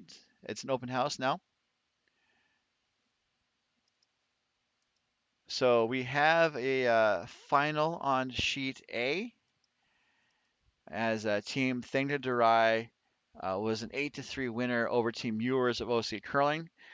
Sheet B is our feature sheets as we see Kim Chapin's second stone underway. Our feature sheets saw Aubrey steal the fifth and sixth ends to take a 5-3 lead. The remaining three games are men's games, and don't let that dissuade you. Uh, on sheet C, we have Team Aronson of Coyotes up 5-1 over Team Gilbert from Oval Curling. Looking to see the setup here. It looks like Aubrey is going to be happy with a tight guard or in the top of the rings as Tracy Drummond gets set for her third rock to this end. On sheet D, we have Team Tate up 5-1 over Team Meyer from San Francisco. And then on sheet E, Campbell of Coyotes has doubled up Murray from Coyotes. Campbell's up 8-4. So that brings you up to date on the scores. Live scoring is available at bonspieler.com. So Aubrey was going to be happy with a tight guard. I wonder if she's going to be happy with a mid guard. So looks like Walsh is asking Kate Garfinkel to draw around with her next rock. And just a reminder that you guys are here for MoPac After Dark. Hopefully you'll join us for what I'm now calling MoPac Mornings. Basically, anything that says MoPac is going to be a thing. We're going to have a MoPac snack pack or something. I don't know. Uh, what would be in the MoPac snack pack? I'm very curious. I would definitely think there would be certain beverages and maybe Cornish pasty or something. But MoPac Mornings is going to start at 9:30 with the contest between Team Raju and Team Betts. And then we have a quadruple header on Saturday as we wrap up pool play, featuring a 1 p.m. contest with Aronson and Murray, another Coyotes clash. And then at about 5 o'clock, we'll feature Team McBride facing Team LeClaire, and then we'll wrap things up at 8:30 with pool play concluding with Team Campbell facing Team Gilbert. So MoPac Morning starts at 9:30, and we definitely do hope you'll join us on the MoPac YouTube channel. Someone suggested MoPac beer steins, and I would be down for that. Also, like maybe like a MoPac mug, that'd be good. Have a curling stone with the MoPac logo on it, perhaps. Uh, Again, let's kind of brainstorm some ideas and maybe see what we can come up with. As we see Kate Garfinkel uh, looking for a takeout. The release looks to be on target. And we're going to see a slight roll as we take a peek at the overhead view here. It is Walsh sitting one, and so with Aubrey holding a 2-point advantage, Aubrey I think is definitely looking to try to keep a clean sheet. Uh, Taylor suggested MoPac hot dogs, which yes, I think nothing can capture the beauty and the splendor of the mountain Pacific in the west than hot dogs. This shot's going to be on the money. It's going to hit the shot stone out, and then it's going to hang on to the edge of the 12-foot by the hair of its chinny chin chin.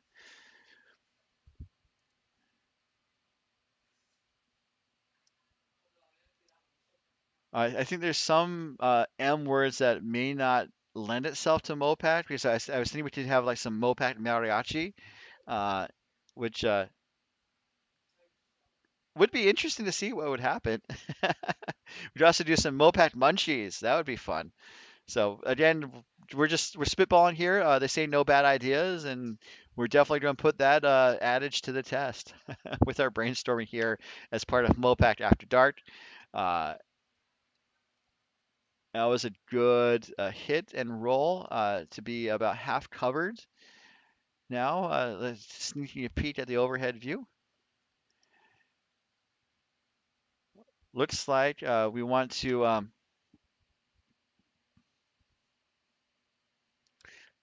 kind of have a heavy draw from carrying coals, and that's stone to tap that yellow to the side.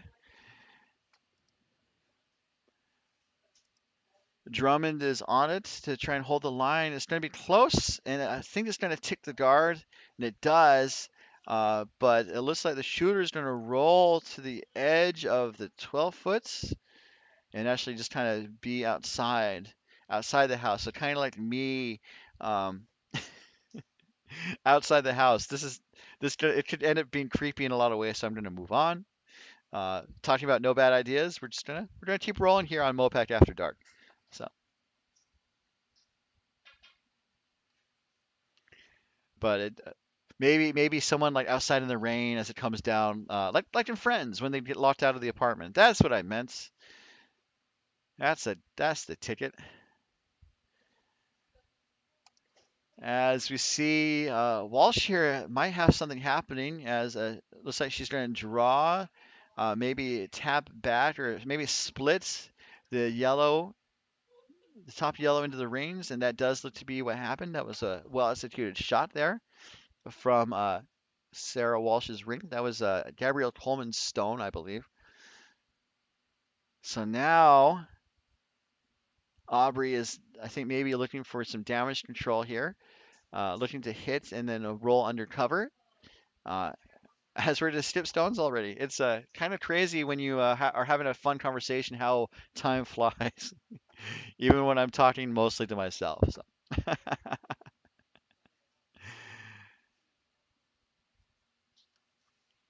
it's been a fun game so far. I'm definitely glad you guys tuned in. As Debbie Aubrey gets set for a hit and roll with her first here, without the hammer in the seventh end. That was a nice smooth release there from Debbie. And looking for a hit and roll. So Cole jumps on to sweep. And it looks like we're going to see a hit. Let's see where it rolls to. It's going to roll under the guards and it's going to poke out actually just a sliver. And I say that when you look at the face on view, which is probably what people will see from behind the hat. So I don't think I would risk trying to draw around the guards. I think maybe Walsh could tap the yellow back onto the blue and sit two, maybe, or at least tap the tap. Yeah, especially if the tap is hard enough. Um, and it seems to be the shot that people are lining up for. Um, and also talking about Mopac Munchies, yeah, like Mr. Beast does a lot of weird stuff that is not related to anything at all. So why can't Mopac? Uh, I've never actually seen any of Mr. Beast's videos, so um, I assume he's popular. I guess he's popular, but not as popular as Mopac curling. Darn it! As Walsh considers the shot, and that is an example of me getting high on my own supply, which again, I hope everyone's having fun. Mopac After Dark, we're kind of kicking it loose here. Uh, also, the warm room's kind of having some liveliness, especially with Anto laughing it up back there. Uh, So I thought they might try to do the raise, and but after all that consideration, they are, I think, looking to do a similar shot, but not a full raise, not like a takeout necessarily, because the broom's on the tee line, um, which doesn't necessarily mean that the raise is off the table. It's just that usually if you want to do a hit, you want to put the broom next to the rock that you want to hit. As Sarah Walsh gets set with her left-handed delivery,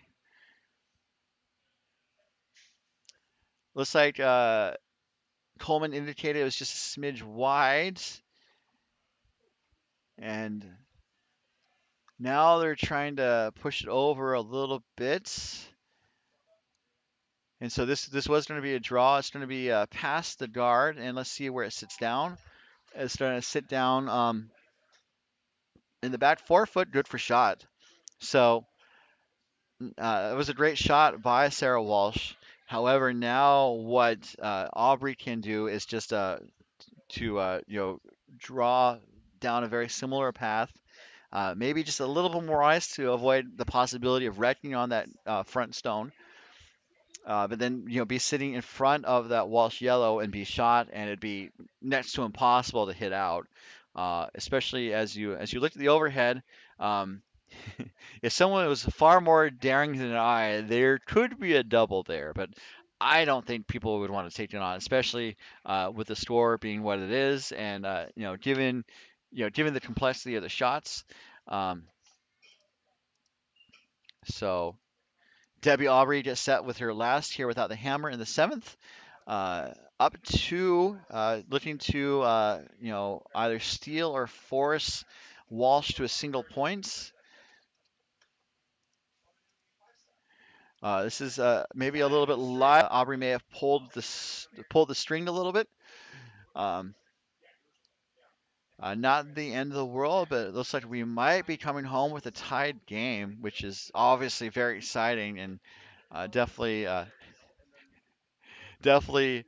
shows how competitive these games have been. Uh, Teams have plenty of time. They've been playing pretty speedily as Walsh gets set, needs to draw a bite at the 4 foot for two. Last rock here, the hammer from Sarah Walsh. Sweepers are on it. They want to make sure it gets there. Uh, some of the games have left the ice. That could be affecting the ice speed. And this is a little bit light. They're working to get every urge of energy and needs to get there, and it's just not there. So for both skips to come up light, I would hazard to guess that ice conditions have changed. Um, but the end result is Walsh gets a single to draw within one, and Team Aubrey will have the hammer coming home in the eighth end coming up in just a moment as we continue with our coverage of the 2025 MoPac Championships presented by curling.gg.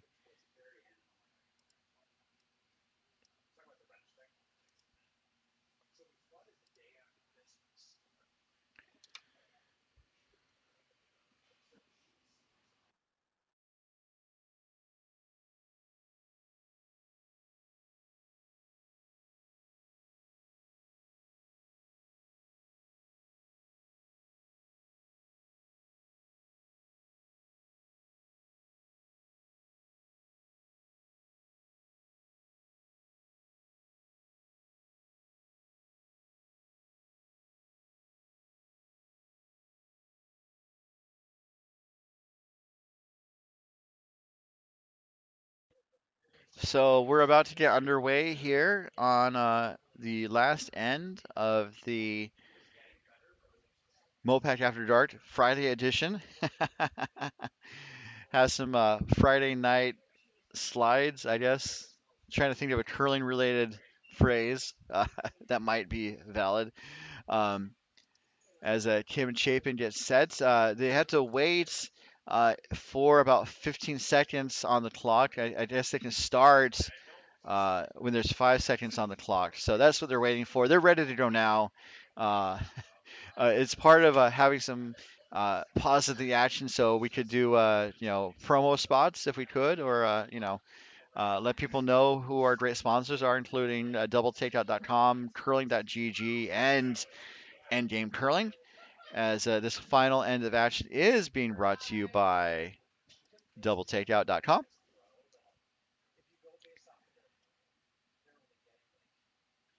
So as we're wrapping up MoPac After Dark Friday night edition, um, just to recap where we're at after day two, um, we have 7 women's teams in the field, and so that means we're doing a full round robin. Each team will play each other once for a total of 6 games per team. As we can see that that shot is going to end up being a tight center guard, so that cannot be moved off the line per the no tick rule. And so it looks like Drummond is going to draw to the left side of the sheets. So each women's team is playing 6 games, and so we have 5 teams very much still in the hunt. It does appear that 2 teams might be out. I can't officially say eliminated because that's not my position. But at the top of the table right now, we have Team Aces at 3-1, followed actually 3 teams are tied at top of the table at 3-1. That includes the Aces of Silicon Valley, Camarena, San Francisco, as well as Team Thangadurai of San Francisco. 2 teams are at 2-1, and that is Team Aubrey and Team Walsh. So one of these teams tonight is going to go to 3-1, and then the other team is going to go to 2-2. And it's going to be maybe a bit of a tough uphill battle to try to get back into playoff positioning. So Aubrey and Walsh are currently 2-1, and then at the bottom of the table, unfortunately, our team McDonald being skipped by Megan Grow, as Andy McDonald is representing Team USA with her team at the World University Games, and also Team Ewers of OC Curling. So that is where the table is at right now. At the end of tonight, every women's team has 2 more games to play tomorrow. And on our feature sheet, it looks like Aubrey's putting rocks to the wings. This is again kind of following the curling conventional wisdom, where if you don't have the hammer, you try to control the center of the house, or sorry, the front of the house and the center in front of the house. And then if you do have the hammer, you want to try and draw play to the wings. So that does seem to be the setup so far. After this next rock from Kate Garfinkel, you might see Aubrey starting to open up the center of the house. Uh, right now, it looks like Garfinkel is going to be asked to draw to the center. Again, following that conventional wisdom to try to control the front and center of the house and the playing area. And this rock is going to be a guard. I thought they were going to draw in, but going to be a guard.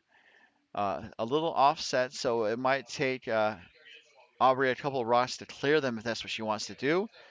Um, she was going for a draw, and then I just was kind of reminded that the 5 rock rule is over, and quickly put the broom down for some guard clearing action. So, looking at the men's standings, we have 2 pools of 6 teams each for 12 total teams. And so that means each men's team plays 5 games in pool play.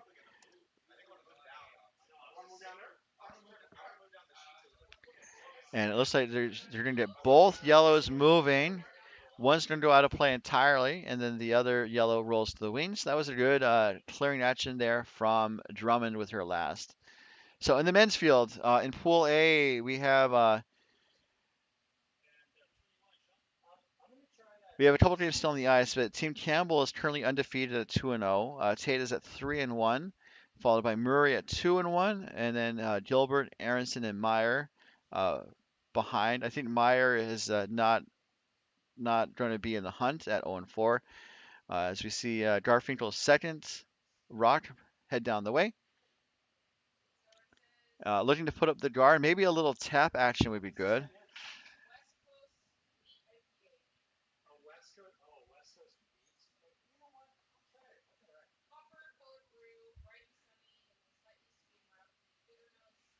Looks pretty good, although it looks to be not helping Walsh's situation too much.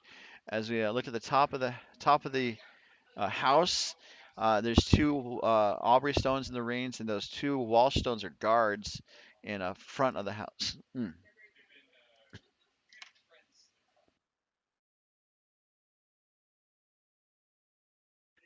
So Karen Cole here doing some cleaning action or cleanup action. This looks to be a little wide, and my goodness, get yourself some of that fluorescent pattern powder that they used to, use in old-timey photographs because that's a flash. So that was an unfortunate miss there from Cole. Although Aubrey is still sitting two as Gabriel Coleman gets sets. In the men's field, we have Leclerc at 3-0, followed by Barajas and McBride at 2-1, with Raju, Spangler, and Betts bringing up the rear. So for the men's pools, the top two teams in each pool will advance to the playoffs, where there'll be single elimination games. So basically, like kind of a bracket of two semifinals and then a final. Looks like Coleman is going to draw in. Wants to make sure. I think she wants to be shot after this, if it's possible. It's kind of coasting a little bit, but hits the brakes just in time to be in the back of the button for shot stone. And so Aubrey's going to keep asking for some cleanup on aisle two. And Cole's going to have a chance for some redemption here. And then in the women's playoffs, I'm pretty sure I know what's going to happen, but just to confirm, as we see Cole's shot go down the way, this is much better. It's going to make contact with one yellow, and then it just both yellows moving. The second yellow is going to roll to the back of the 8 foot, and so it opens up the center, which is the primary objective. The slight cloud in the silver lining is that it does push another Walsh stone into the rings. And so now Walsh is going to be in a position to try to cover to steal to tie and maybe force the extra end. As we have Coleman throwing another rock here, her second, and the sweepers are on it. I thought Coleman came out a little fast, but that could just be a trick of the camera, as the weight is not heavy. It's going to settle in as a guard, and that's exactly what Walsh, I think, wanted. So yes, to confirm for the women's field, the top three teams will advance to a single elimination playoff.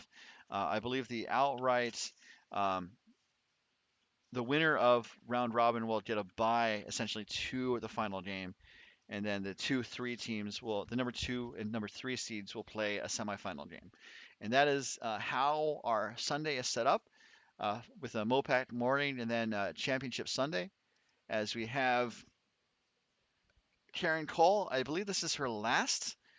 Looking to, I think just trying to draw around all the guards. It's a bit of a mess right now in front of the rings as we look at the overhead. And looks to draw on top of the shot stone right now. A little up weight, but it's going to tap it back.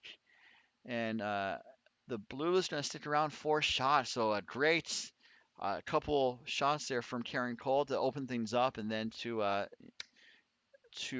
be shot after her last stone. So Aubrey is up one with the hammer, sitting shot. So if you were to set up a last stand, that is probably one of the best setups for a last stand that you can ask for, especially against a competitive team like Team Walsh.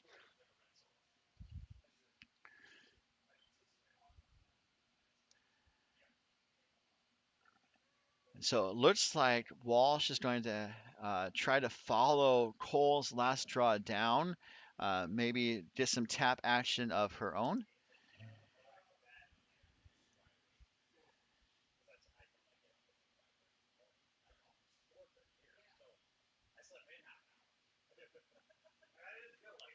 So the broom's down for Walsh's first zone. Um, I don't think it's usually too much of a difference, but Walsh is throwing left-handed, so there could be some slight variation between their deliveries and the lines. But most top curlers adjust, and so you usually don't see too much of a difference. As the sweepers jump on it, weight looks pretty good out of hand. Now it's a question, I think, of getting back to the center, and it's kind of hanging out. Although it does come back late, and is going to do some tap, and is going to tap the blue closer to the yellow. So it is shot. Aubrey's calling their timeouts as we will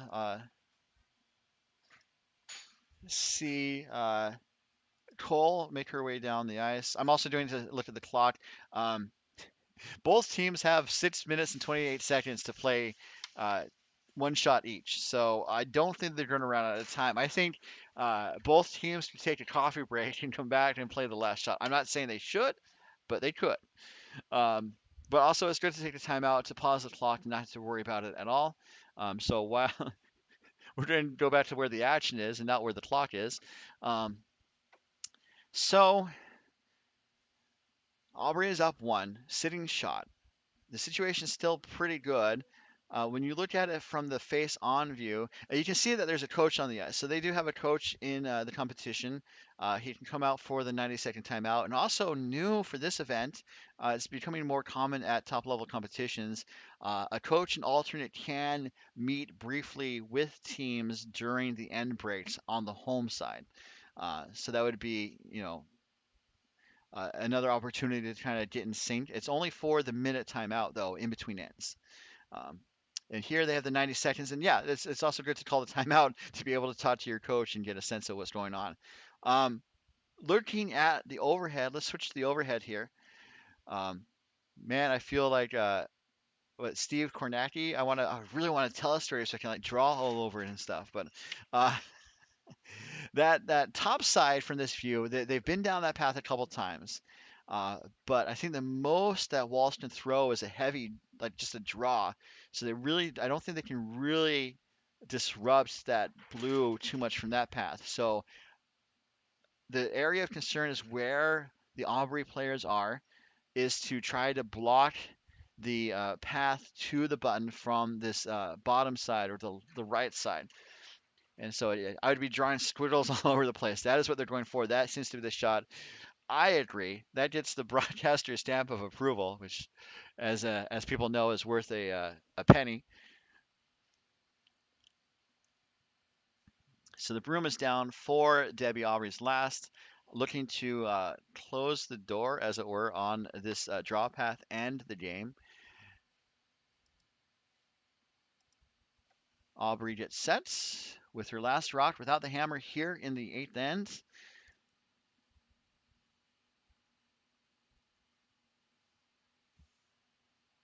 And I think they want to make sure it doesn't over curl, although if it does over curl, um, I'll check the sound.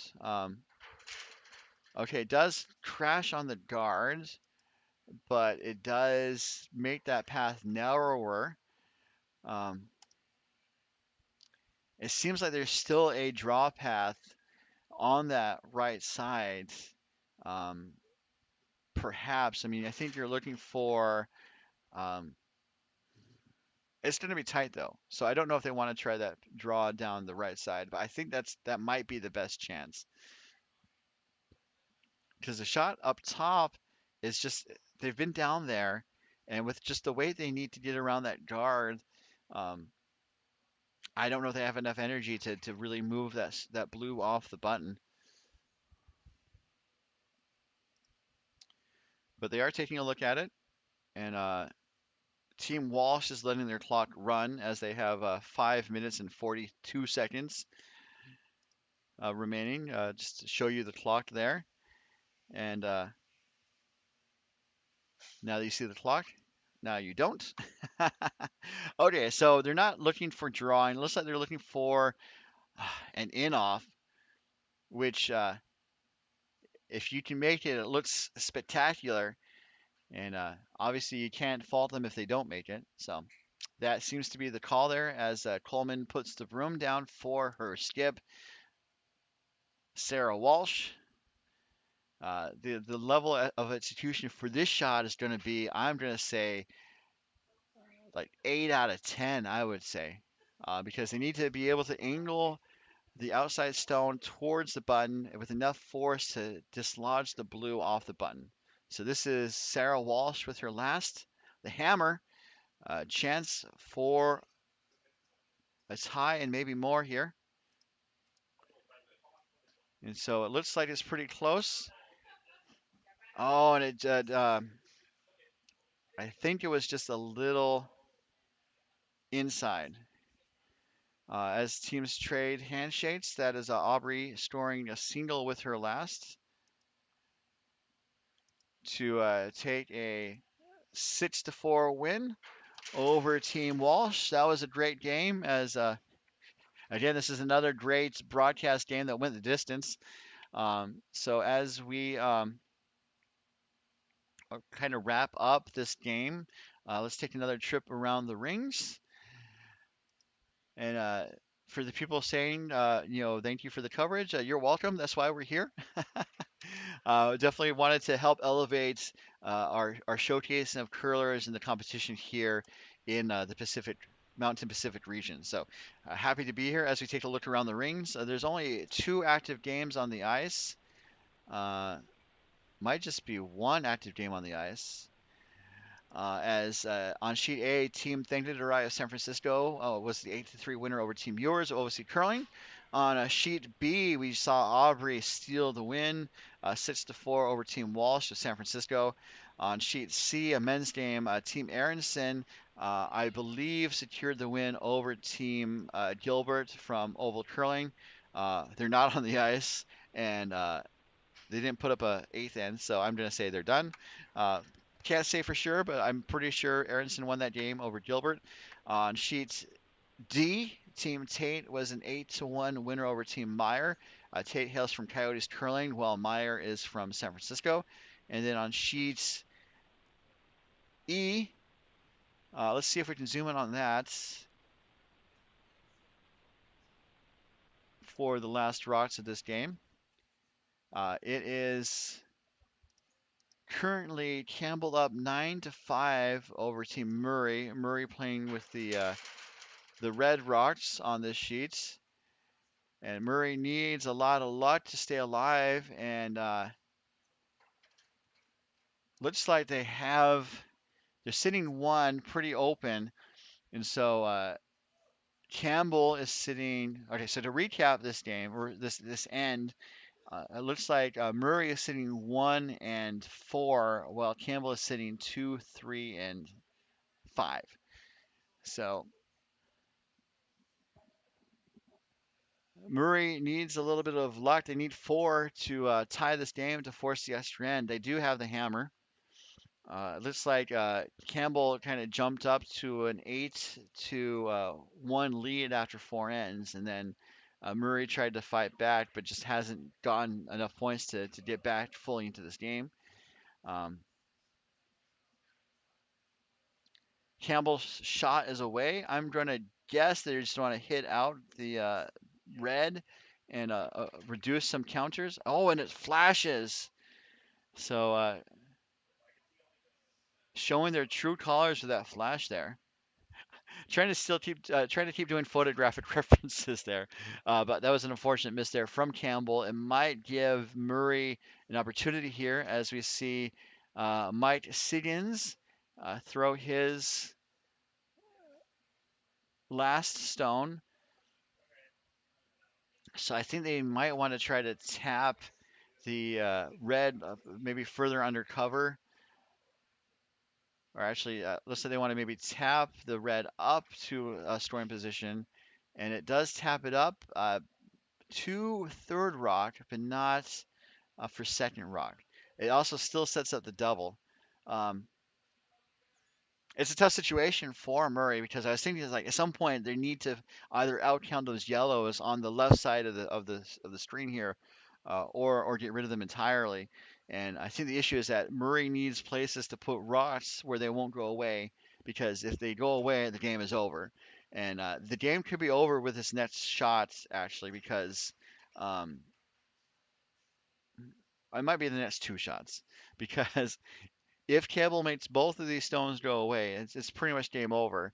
If Campbell makes only one go away, there's still a chance for Murray to get four. It's a long shot, but we've seen people make long shots before this weekend, and sometimes they happen. That's why we play the game. Uh, as we see Campbell here, um, looking to make at least one of these reds go away. And also, the chance of a flash here is going to be really pretty small unless something goes horribly awry.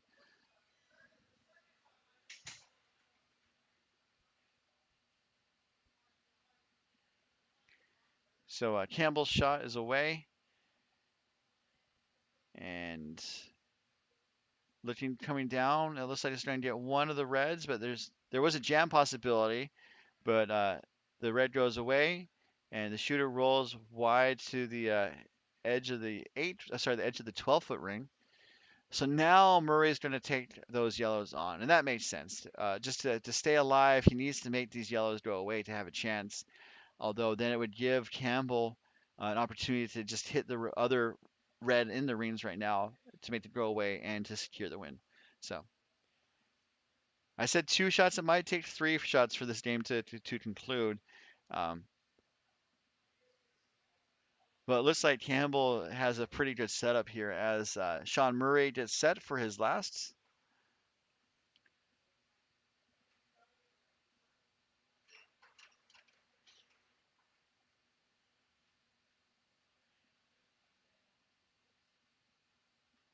As we do have our bonus coverage being provided thanks to the cameras from the club. Oh goodness! And so that is a miss. Unfortunately, it does crash on the red, and that's going to be handshakes as Murray has been run out of stones. So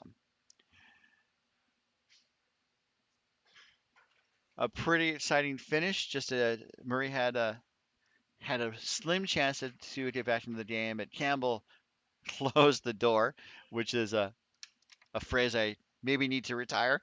Um, but as we wrap up coverage on our MoPac After Dark, thank you so much for being part of MoPac After Dark. Um, Going to remind you of our sponsors that we definitely thank for their supports, as our coverage is being brought to you by doubletakeout.com, featuring rankings of the top men's and women's teams from around the curling world, doubletakeout.com, and by curling.gg. For skips and curlers who love a good game, curling.gg is your ultimate practice tool, and by Endgame Curling. Endgame Curling features the travel handle. Elevate the Bonspiel game with a three-piece travel handle that is a carbon fiber handle engineered for convenience and fits most carry-on luggage at endgamecurling.com. So that's going to wrap things up for our game tonight, where we saw Team Aubrey secure the 6-4 win over Team Walsh.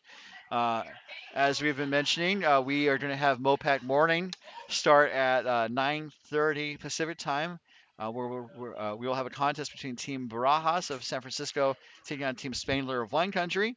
And that's just the start of a quadruple header of games to wrap up pool play on Saturday. Other games are at 1 p.m., 5 p.m. and 8:30 p.m. all times Pacific, and all games streaming on the MoPac YouTube channel. So on behalf of all of us here at MoPac San Francisco Bay Area Curling, and thanks to our sponsors, doubletakeout.com, uh, curling.gg, and Endgame Curling, this is your host Ryan Olson saying so long, good night, and good curling.